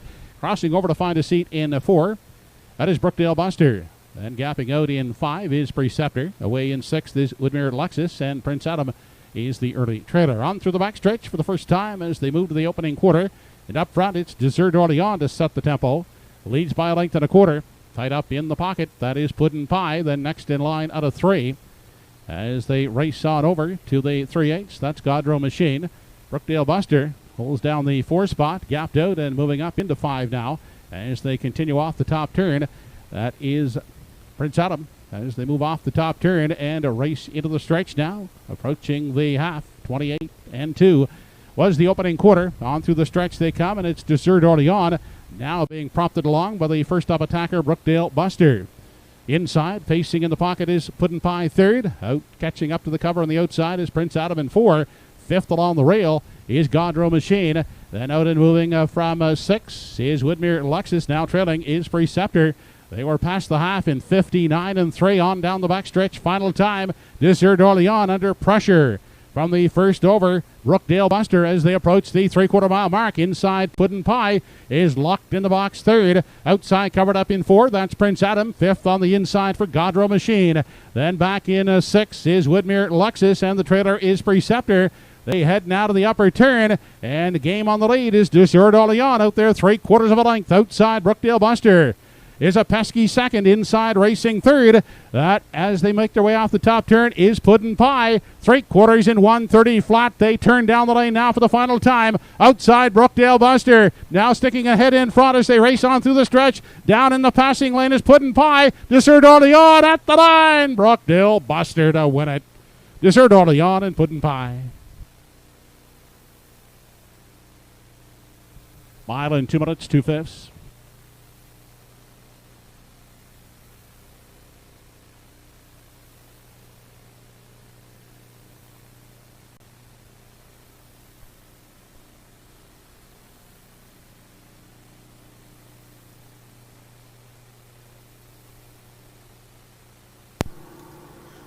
And Brookdale Buster grinded a tough first over journey today. He was on the move early. He got up to look Desert Orleans in the eye and then hung tough for the home stretch and bared out in the stretch, but he was able to get up first, as you can see. Looked like Puddin' Pie was going to give them something too up the inside.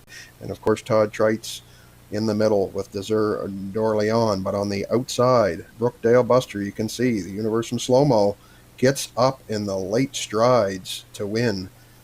Brookdale Buster, Desert Orleans second, Puddin' Pie third in the 5th.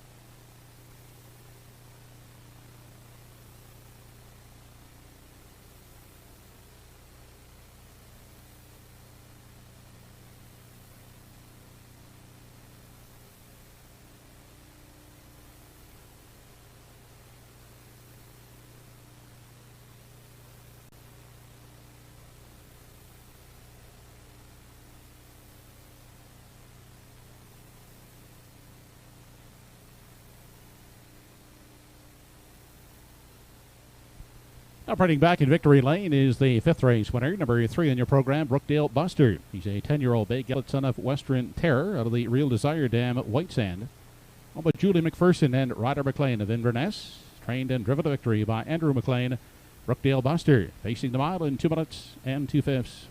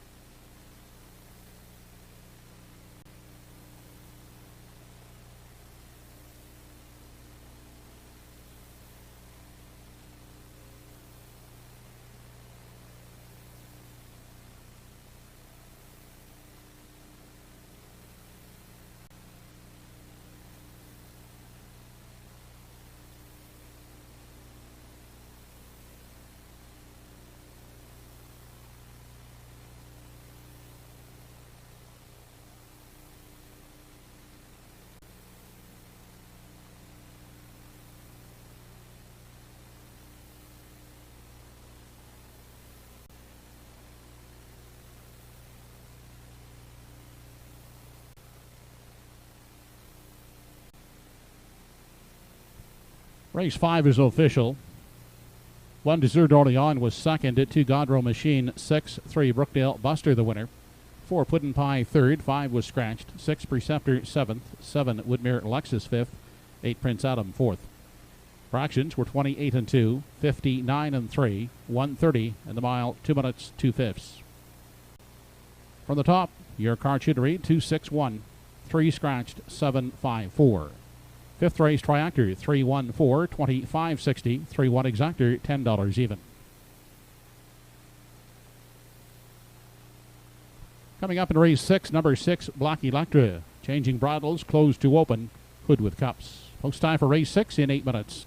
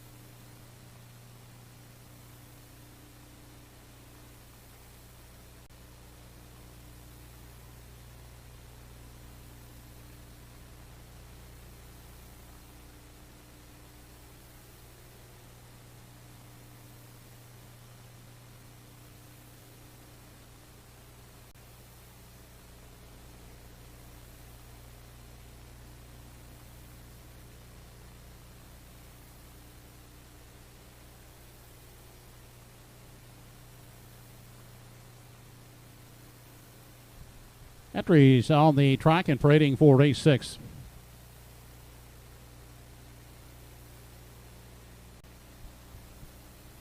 Here's the field from post 1 is Go With It, owned by Gordy McCabe. Greg Monroe gets the call.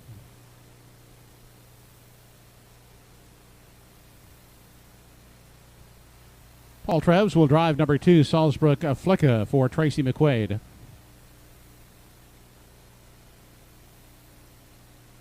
Number 3 is The Rest of the Story, owned by Michelle Patrick and Ernie Laffin at the controls. Lucy with Diamonds from post 4. Robbie Smallwood drives. Owner is Cyril Harvey.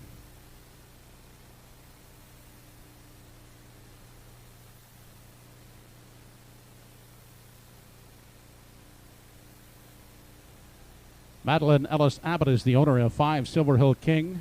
Todd Treitz at the lines. 6, Black Electra. Darren Crow for the Won't Back Down stable.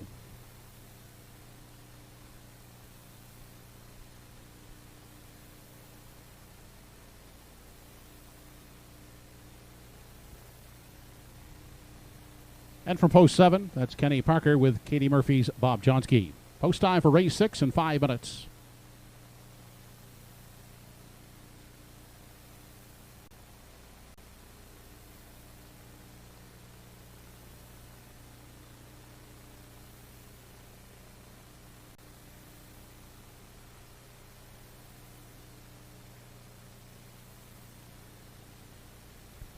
Now entering the racetrack is the 5-entry Silver Hill King.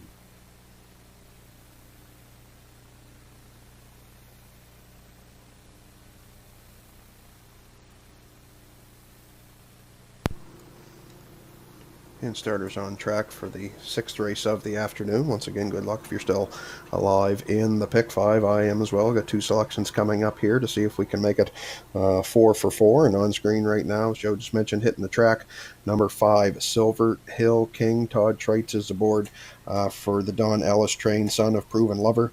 Madeline Ellis Abbott owns a 7-year-old. Todd drove him last time, as you can see on the books there, right on down the road. Big fractions, 27 and 2, 56 flat on the half, tired late in the stretch, but still was able to hang around for a 3. Paced a mile in 1:58 flat. I think if he gets in that range again today, I think he could maybe come back a winner here. He still hasn't hit the victory circle in 7 starts this year, but he's 4 times on the board. But he's my top selection here in race number 6. Number 5, Silver Hill King, 3 to 4.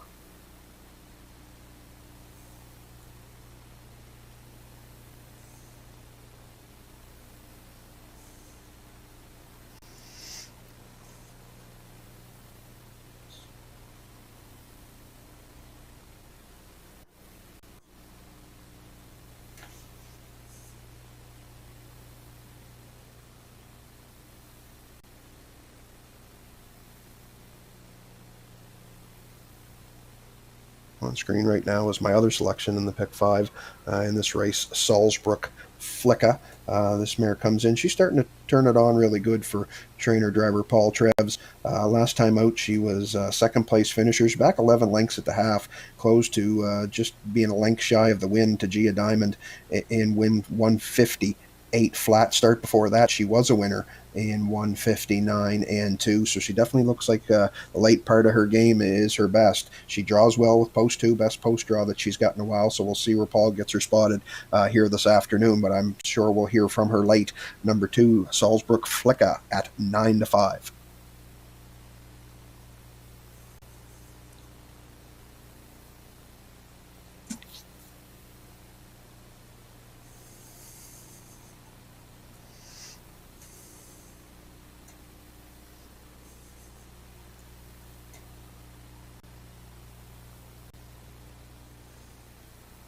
On screen now is my third selection, Lucy with Diamonds, the 4-entry in here. Robbie Smallwood is aboard for trainer Henry Smallwood. Last start out, this horse was left from post 8. It got too far back, was too far out of it, 8 by 18 at the half. Rallied for the last check, 5th place finish. Paced a mile in 1:59 flat. Start before that, though, she rallied for a good win, got up in the late strides for a victory by a head in 1:59 and 4. A lot better post position to work with today. Post 4. Public lights are as well on the board at 2 to 1. Number 4, Lucy with Diamonds.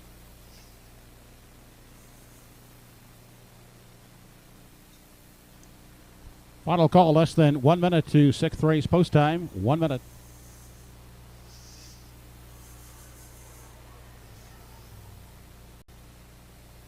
On screen now is number 7, Bob Johnsky. This horse comes in winless this year out of his 10 starts, rather. 3 on the board finishes. He's another one. He can kind of grind it out. He likes to move on the outside, battle on the back half. Race good last time out in the Gia Diamond race. Finished 4th, pace 158 and 4 on that occasion. Kenny Parker Jr. gets the call here this afternoon. We'll have to navigate a trip from post 7. He is currently 6-1 on the board, number 7, Bob Johnsky.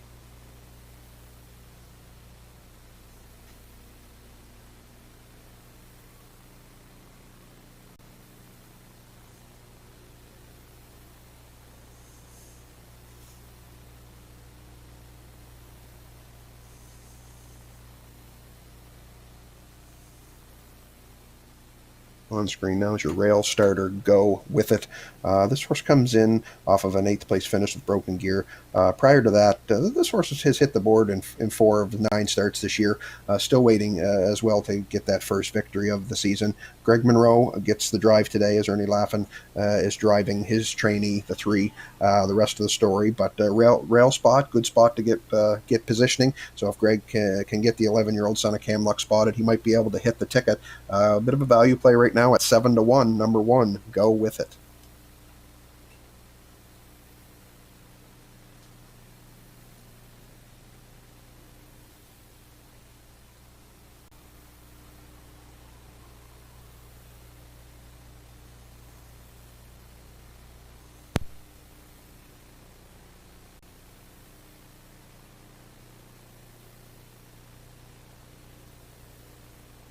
Home Hardware Building Center starting gate. Now moving up for race 6. Entries are lining in behind the gate.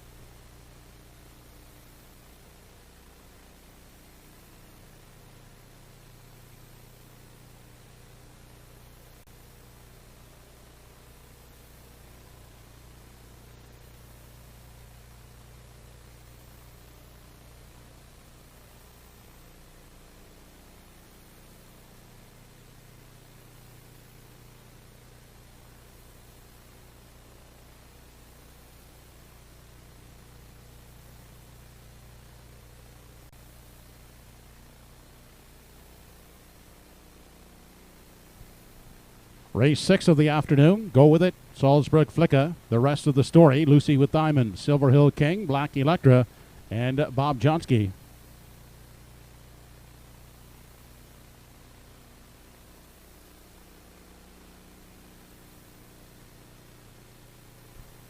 They're off and pacing. Silver Hill King fires off the gate quickly from the outside. Down to the inside, Go With It will come away second. Then Salzburg Flicka will emerge in the 3 spot, back at the rail and pacing in 4. That is the rest of the story. Next in line is Lucy with Diamonds from 5. Gapping out a bit there in 6 is Black Electra, and the early trailer is Bob Johnsky. Seating arrangements are complete as they head single file through the backstretch for time 1. Up front, it's Silver Hill King showing the way. Out there by 2 with Go With It. Giving chase second. At the rail third is Salzburg Flicka. Pacing at the rail in 4 is the rest of the story. Then looking at it from 5 in the early going is Lucy with Diamonds. Back in 6, Black Electra has only 1 beaten. That's Bob Johnsky as they make their way off the top turn. 29 and the 5th was the opening quarter. No change in positions as they round the turn and race in front of the grandstand now for the first time.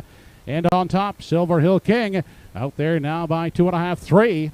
Second, that is Go With It. At the rail, Salzburg Flicka is pacing along 3rd. Inside 4th. These the rest of the story. Now starting up first over. That is Lucy with Diamonds in 5. Back 6th, Bob Johnsky, and the trailer is Black Electra. But the story up front is Silver Hill King, still clear by 3. Second is Go With It, the half, 58 and 3. Salzburg Flicka now taken off the rail and will mount a first up bid from 3 inside 4th.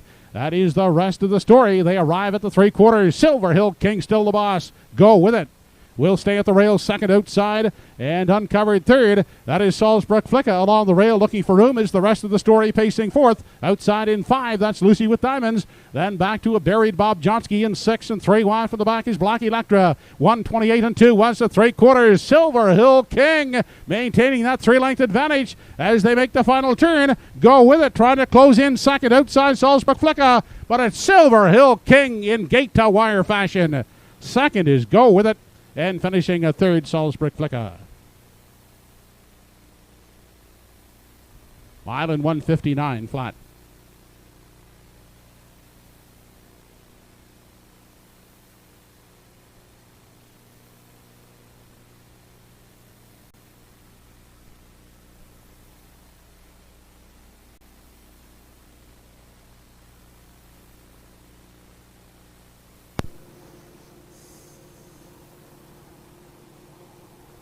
And track announcer Joe Kelly said just past the half, the story up front was Silver Hill King. And I've seen this story many times before, being a New Brunswick boy. Todd Treitz on the front end. I did a great job writing this horse a little better this week. 28 and 3, half and 59 flat, 3/4 in 1:28 and 3. Closed it out in 30 seconds for a win in 1:58 and 3. As you can see him getting under the wire there right now. Number 1, Go With It gets second. Salzburg Flicka up for the third, but no mistake on the winner, Mr. Treitz. Silver Hill King, 1:58 and 3 in the 6th.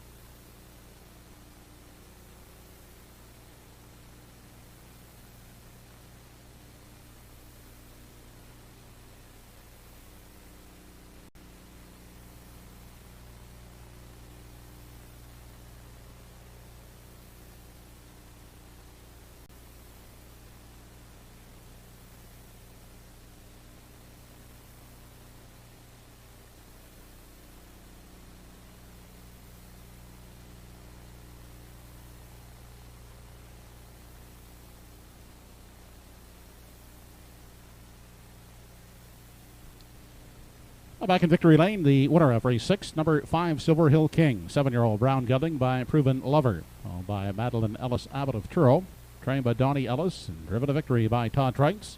Silver Hill King in wire-to-wire fashion, 1:59 flat.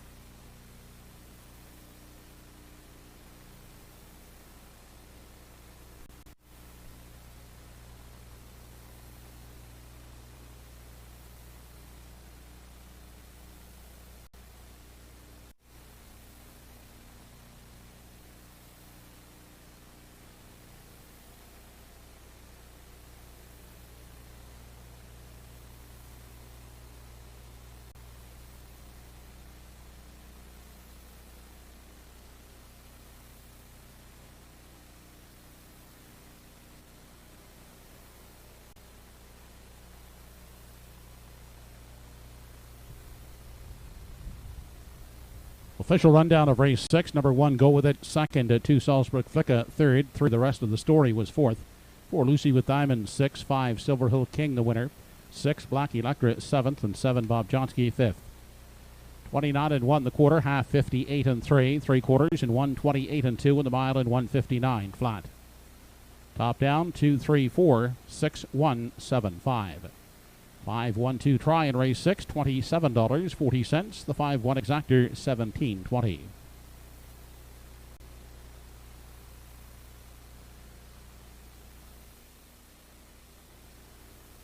Coming up in races 7 and 8, the late daily double in the 7th race. Number 4, Pickpocket Princess. Changing bridles, closed to open. Also adding side cheeks. No changes in the 8th race. Post time for race 7.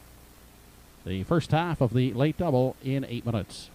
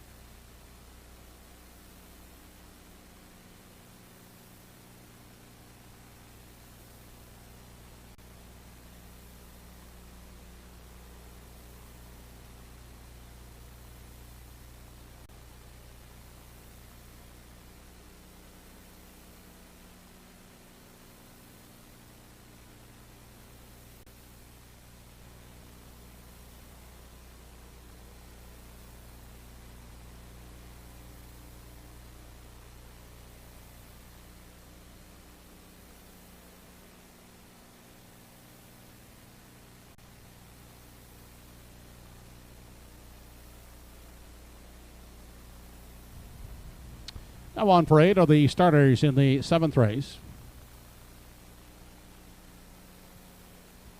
Number 1 is Johnny Walker Deluxe, owned by Emmons McKay and Paul Smith. Emmons drives.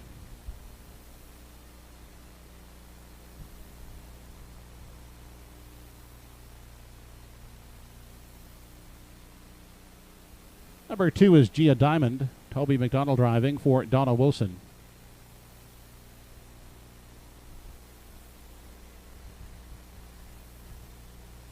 Ron Garland, along with Dave and Craig Carey, the owners of 3 Lady in Paradise. Dave Carey drives.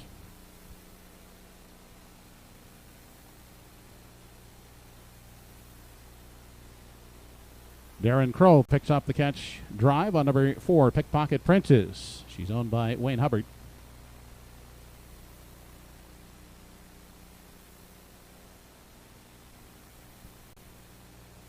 Debbie Ellis is the owner of number 5, Good Friday 3, with Todd Treitz at the helm.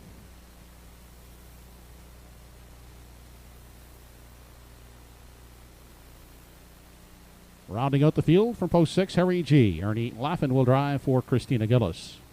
Post time for the 7th in less than 5 minutes.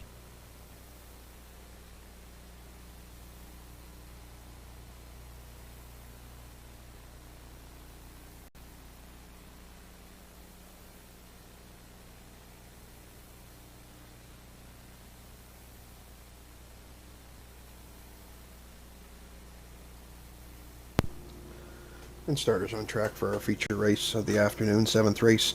Field of 6 to contest the event last leg of the pick 5 and 2 shots. Left for me to get it done here in the pick 5, and there's the first one, Good Friday 3. Of course, we've seen Mr. Treitz in the winner's circle last race with a front end mission, and we could be looking for the same here with this veteran pacer. Of course, the tales be told of whether he keeps pacing. As you can see, a couple breaks on the program to take him out of contention, but 2 starts back, he was a big time winner right down the road, 154 and 4. 28 and 2, closed it out on the end. Andrew Campbell was aboard that time. Of course, Mr. Trites is in the sulky here today, so we'll see how he gets off the switch. But right now, good value on him. 5-1 on number 5. Good Friday 3.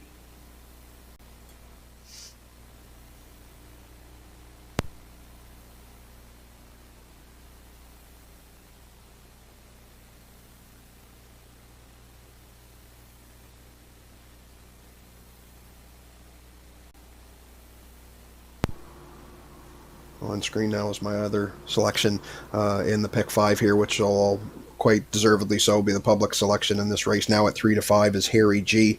The son of Roll with a Harry comes in off of a third place finish. His most recent start paced a mile 1:56.1, closed out in 29 seconds flat. Start before that, he was a runner-up as well to I'm a Looker too. 1:56.2 in that occasion. So of course he's been racing, some of the best the Maritimes had to offer this year. Of course, you look down, he raced the Governor's Plate Trial and Constellation in Summerside last month. So he gets an easier group here to deal with today. He'll have to navigate a trip from the outside post 6. But regular pilot Ernie Laughlin's in the sulky looking for another win on today's program. Number 6, Harry G at 3-5.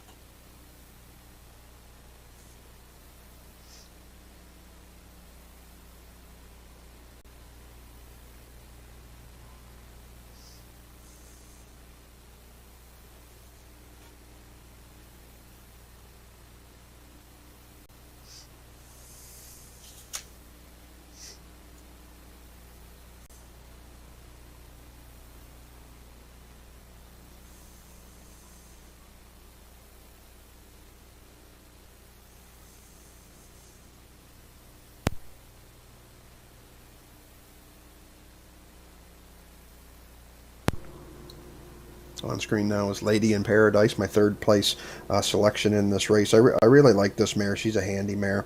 She gives you a good effort each and every week for trainer driver David Carey. She's 7 for 9 top 3 this year. Has only visited the winner's circle once, but as you look, her last 3 starts, second, third, and third. Her last 2 miles, both pacing 57 and change. She can close well on the end of the mile.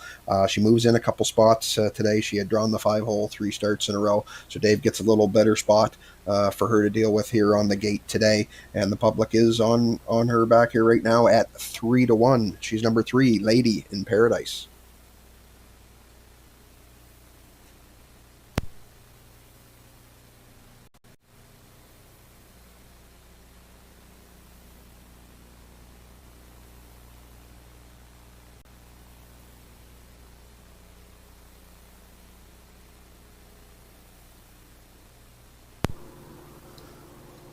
On screen now, number 4, Pickpocket Princess. Of course, we're going to show some New Brunswick love to Pickpocket Princess, who I see race here in EPR each and every week. She's just kind of really getting her season started now. She only has 3 starts under her belt, so be a bit for her to get into that mid-season form. However, 2 starts back, she was a winner, sat the 2-hole trip, got up for the late victory in 1:59.4 for owner-trainer Wayne Hubbard. Darren Crow gets handed the lines here this afternoon with a 5-year-old daughter of Veradero Hanover. Right now on the board, nice value, 13-1 on number 4, Pickpocket Princess.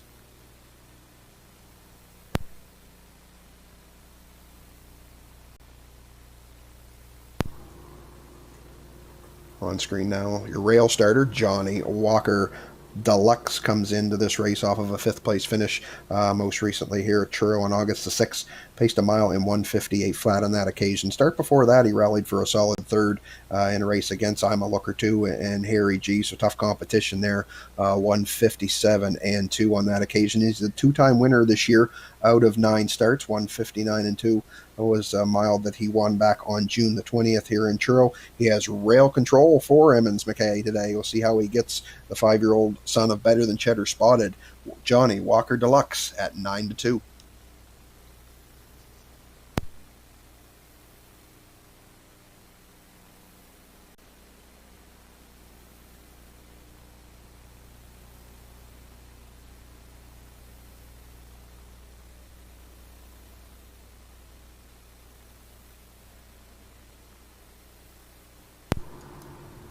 Less than 1 minute to post time. Last call to make your wagers on the 7th.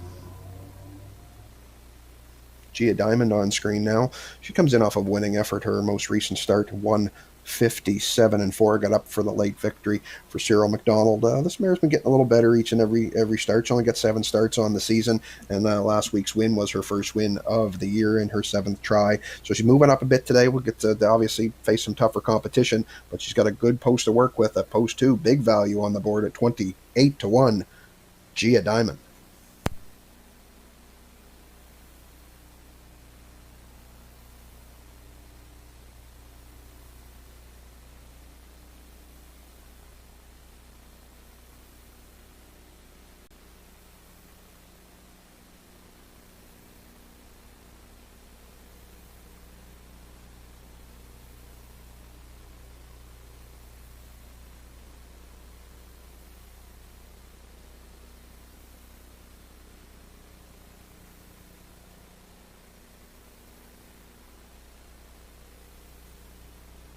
It's post time for the 7th race. The entries are lining up behind the Home Hardware Building Center starting gate.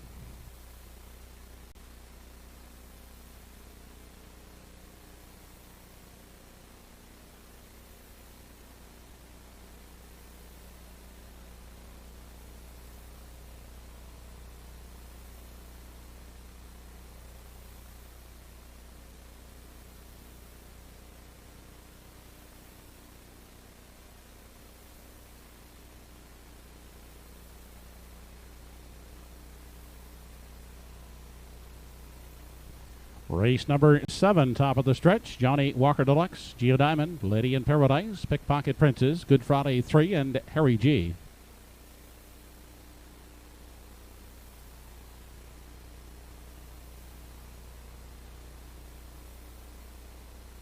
They're off and pacing from the outside. Pickpocket Princess, Good Friday 3, and Harry G as they race into the first turn, heading on to the opening 8th, and quickly driving out. That's Good Friday 3 now to take command. As they head by the opening 8th, away second is Lady in Paradise. Outside and looking for a spot is Pickpocket Princess from 3. On the limb and pacing in 4, that's Harry G. 5th along the inside for Johnny Walker Deluxe, and sitting at the back of the field is Gia Diamond. They race on past that opening panel, and up front, Good Friday 3 will set the early tempo. It's out there on a 2.5 length lead with Lady in Paradise. Giving chase second, out the rail third, that's Pickpocket Princess. Left on the limb and parked out 4th, that's Harry G. 5th out the rail for Johnny Walker Deluxe, and the trailer is Gia Diamond. 28-1 was the quarter. They swing off the turn and travel on through the stretch now as they near the half and loose on the lead. That is Good Friday 3 with a 5-length margin on Lady in Paradise, who's the next closest pursuer second. Inside a third, that's Pickpocket Princess. To the outside, Harry G is going that long trip in 4th. 5th inside is Johnny Walker Deluxe, and Gia Diamond is still at the back. The half, 57 seconds flat on their way to 3/4. And they're going to have to do some pacing to catch Good Friday 3. Clear now by 6-7 lengths. Outside is Pickpocket Princess second. Along the inside, Lady in Paradise drops back to 3rd. Inside, nowhere to go for Johnny Walker Deluxe, pacing 4th. Outside in 5 now with cover is Harry G, and Gia Diamond is still the 6th and treading one as they race midway around the final turn. 3/4 in 1:26 and 1/5 second. Good Friday 3. Now closing in a bit second is Lady in Paradise, who reclaims second. Pickpocket Princess is 3rd. Wide is Harry G 4th. On down the lane they come. Good Friday 3 still holding the lead, and Good Friday 3 will prevail. Closing up the inside, Johnny Walker Deluxe to get the place spot, and 3rd is Lady in Paradise. Mile in 1:57 and 1/5.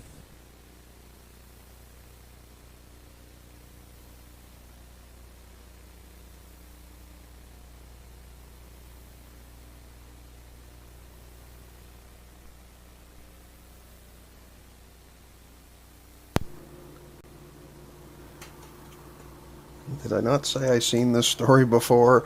Like last race, Todd Treitz right to the front, sets up shop in his favorite spot. On the front end is his office. 28-1, 57 seconds to the half, 1:26-1. Catch me if you can. As you can see, the universe in slow-mo right now getting under the wire. 1:57-1, easy winner for Good Friday 3 right on down the road. Johnny Walker Deluxe saving the ground up the inside to get the second. Lady in Paradise hangs around for the 3rd. 1:57-1, Good Friday 3 here in the 7th.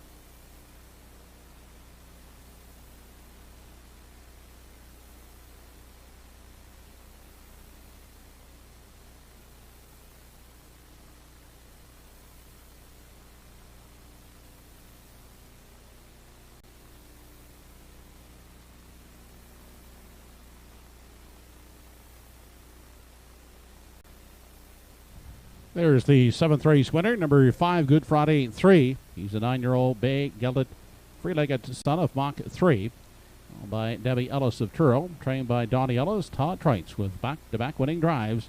Good Friday 3, pacing in 157 and 1/5.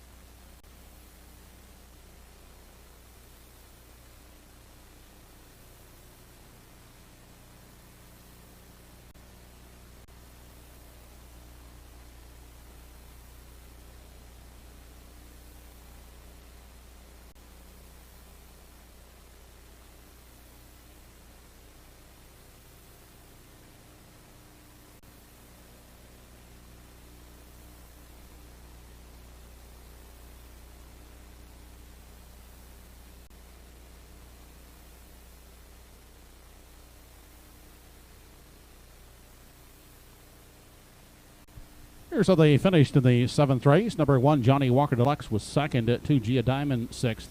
3, Lady in Paradise 3rd. 4, Pickpocket Princess 5th. 5, Good Friday 3, the winner. And 6, Harry G was 4th. 28 and 1 the quarter, half 57. 3 quarters and 1, 26 and 1. The mile, 157 and 1. Top down, 2, 6, 3, 5, 1, 4. 5, 1, 3 try in race 7, $211 even. The 5-1 exactor, 58.20. 8th and final coming up. No changes to report. Post time in less than 7 minutes.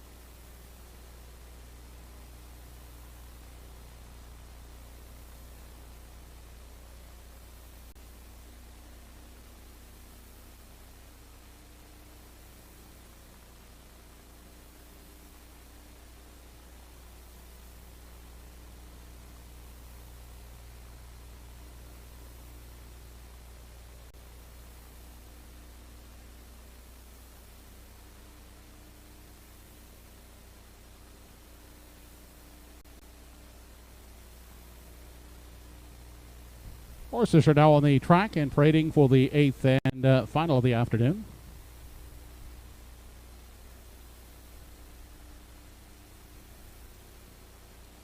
Introducing the field, number 1 is Casimir Nunzio, owned by Caden Romeo, with Kerry Romeo at the lines.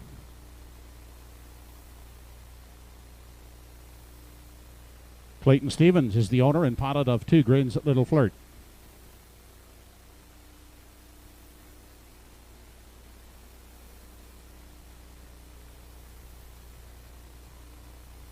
Greg Monroe will guide from post 3, Name Monster, for owners Arlene Gillis, Chantel Gillis, and Freddie Buffett.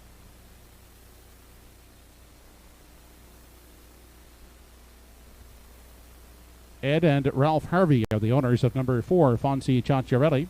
Ernie Laffin gets the call.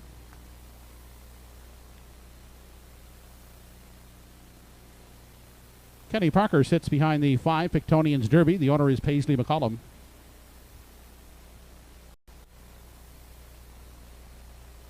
Henry Smallwood's Dinger at 2 will lead from post 6. Robbie Smallwood drives. And rounding out the field is number 7, Brookdale Maggie, with Bernard McCollum doing the driving for Doug Polly Jr. and Senior. Post time for the 8th in 4 minutes.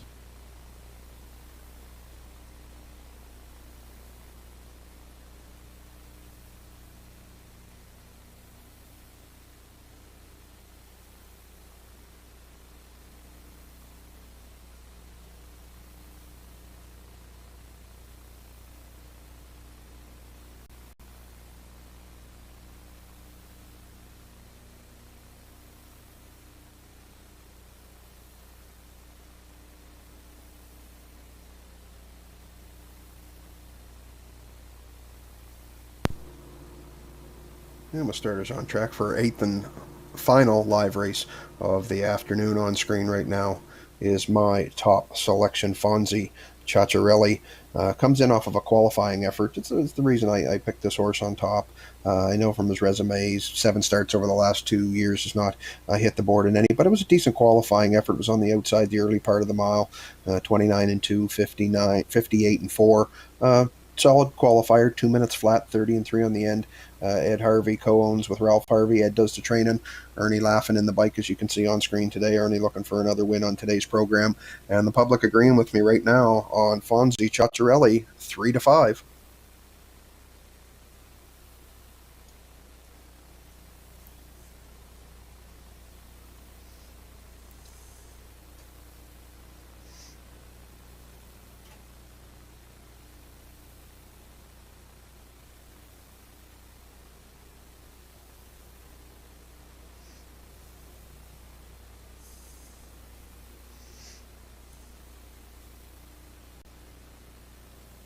On screen now is your outside starter, Brookdale Maggie.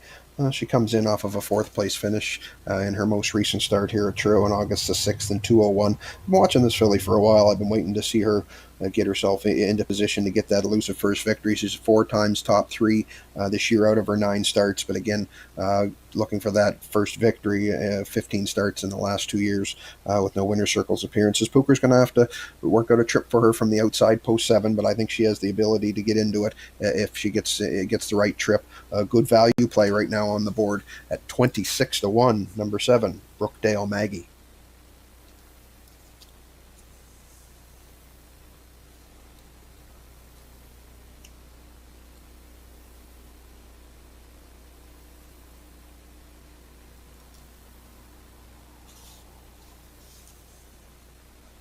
On screen, there's another mare that's looking for a long overdue victory, Grin's Little Flirt. She comes in off of a 5th place finish most recently here at Truro on August the 6th, paced a mile in 2:01 and 2. I like the start before that. She rallied from the back of the pack to be runner-up to name Monster in 2:01 and 4. Again, the Clayton Stevens owned, trained and driven 12-year-old daughter of Grin from ear to ear. Winless in her last 2 seasons.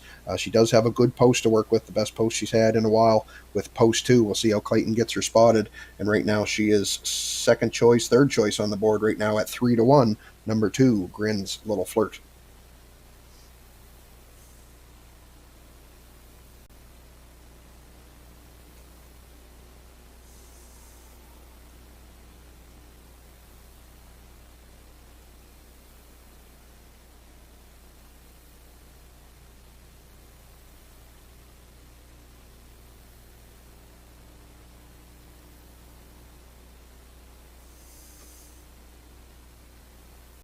Here's your rail starter now, Casimir Nunzio.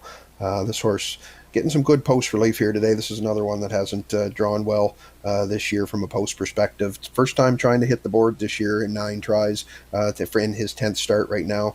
10-year-old veteran comes in. Kerry Romeo Jr. trains and drives the veteran for Caden Romeo, and look for him to be spotted a little better today. So I think if he does, I think he can hit the ticket here this afternoon, and the public likes him as well. He's 2nd choice at 3-2, number 1, Casimir Nunzio.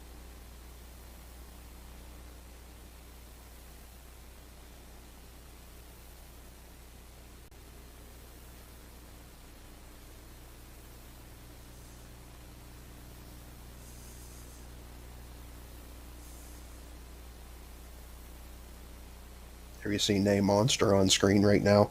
There's a horse that had been not long overdue for a win, and he was able to get up for 2 starts back in 2:01 and 3, and then came back with a decent third place effort last week in 2:01 flat. Greg Monroe's regular pilot drives the teenager, 13-year-old son of Force of Life. Post well, good post of post 3. Value play right now on the board at 11-1. Number 3, Name Monster. Starters are getting close to moving in.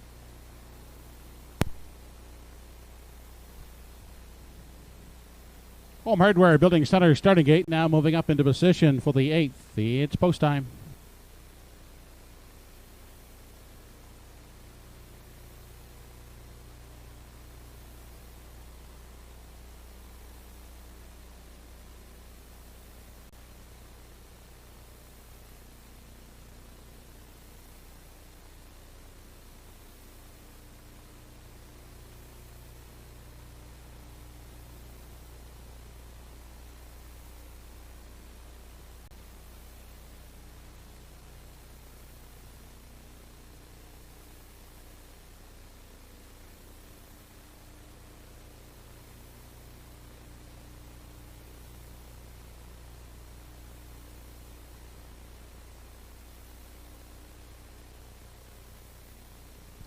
Eighth and final race of the afternoon has Casimir Nunzio, Grin's Little Flirt, Name Monster, Fonzie Ciacciarelli, Victorian's Derby, Dinger 2, and Brookdale Maggie.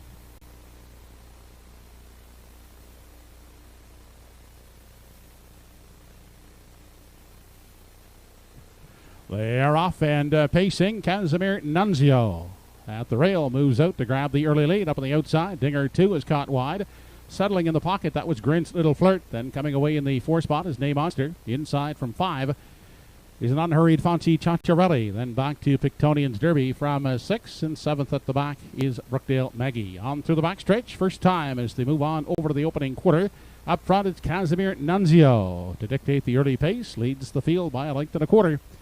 Grin's Little Flirt in for the perfect pocket journey. The inside pacing 3rd, that's Name Monster, followed closely 4th by Dinger 2. To the outside, Fonzie Ciacciarelli, now starting up uncovered. He's moving up into 4th and taking aim at the leader as they continue off the top turn and into the stretch now as they approach the half. Casimir Nunzio was past the opening quarter in 29 and 2, and he still leads the way, but will now feel the pressure from the first up attacker. That's Fonzie Ciacciarelli as they arrive at the midway point. In the pocket is Grin's Little Flirt, getting the trip 3rd. Inside and staying at the rail is Name Monster 4th. Gapped in the cover outside 5. That's Brookdale Maggie. Then back in 6 is Dinger 2. And now sitting at the back of the field is Pictonian's Derby. Onto the backside for the final time. The half paced in 59 seconds flat.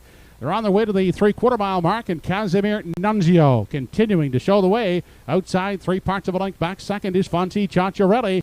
In the pocket, Grin's Little Flirt is pacing 3rd, and Fonzie Ciacciarelli has now taken over the lead from Casimir Nunzio. Inside, Grin's Little Flirt is still there 3rd. Outside, pacing in 4th is Brookdale Maggie. They race now to the 7/8. Fonzie Ciacciarelli out front now by 3 clear lengths. 1:29 was the 3/4. An 8th left to come as they move off the top turn. It's Fonzie Ciacciarelli in control. Back to Casimir Nunzio 2nd. They turn down the lane. Final time. Fonzie Ciacciarelli is going to take the finale. Looking to hold on to 2nd. Casimir Nunzio will finish 2nd, and on the inside 3rd. That is Name Monster. Out in 1:59 and 1/5.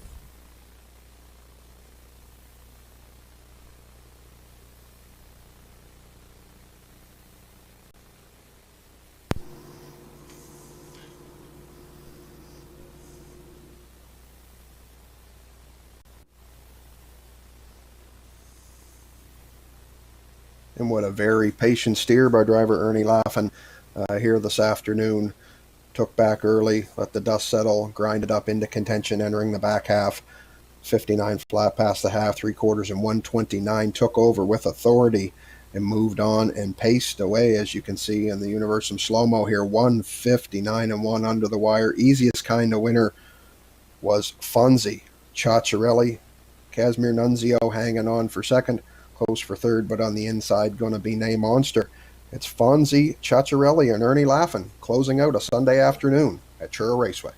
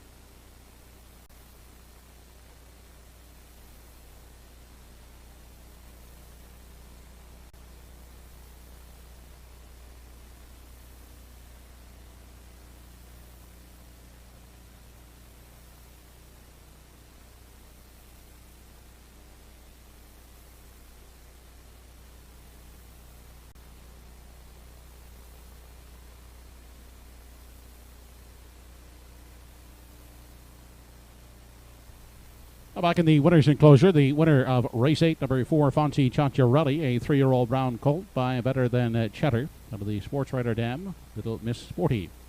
By Ed Harvey of Truro and Ralph Harvey of Durham Bridge, New Brunswick. Ed Harvey trains. Ernie Laffin chalks up a driving double in the afternoon. Fonzie Cianciarelli picking up a mark of 1:59 and 1/5.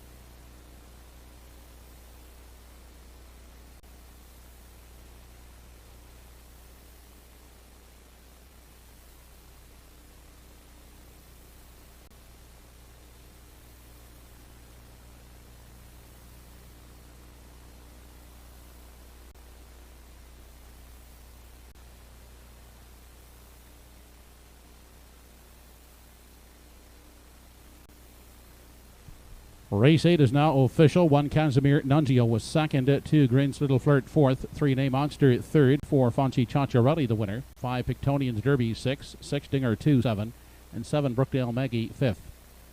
Quarter was 29 and 2, the half 59, 3/4 and 1:29, and the mile for Fonzie Cianciarelli 1:59 and 1/5. Top down 2-4-3, 1-6-7-5. Eighth race try, 4-1-3 combination, $45, 10 cents for 1 exactor, $14 even. The late daylight double, 5-4, return $20.90. Just a reminder, the next live card of harness racing here at Truro Raceway is upcoming on Sunday, August 29th. Please note, no racing next Sunday. The next card, Sunday, August 29th. Post time for the first is 12:45 p.m.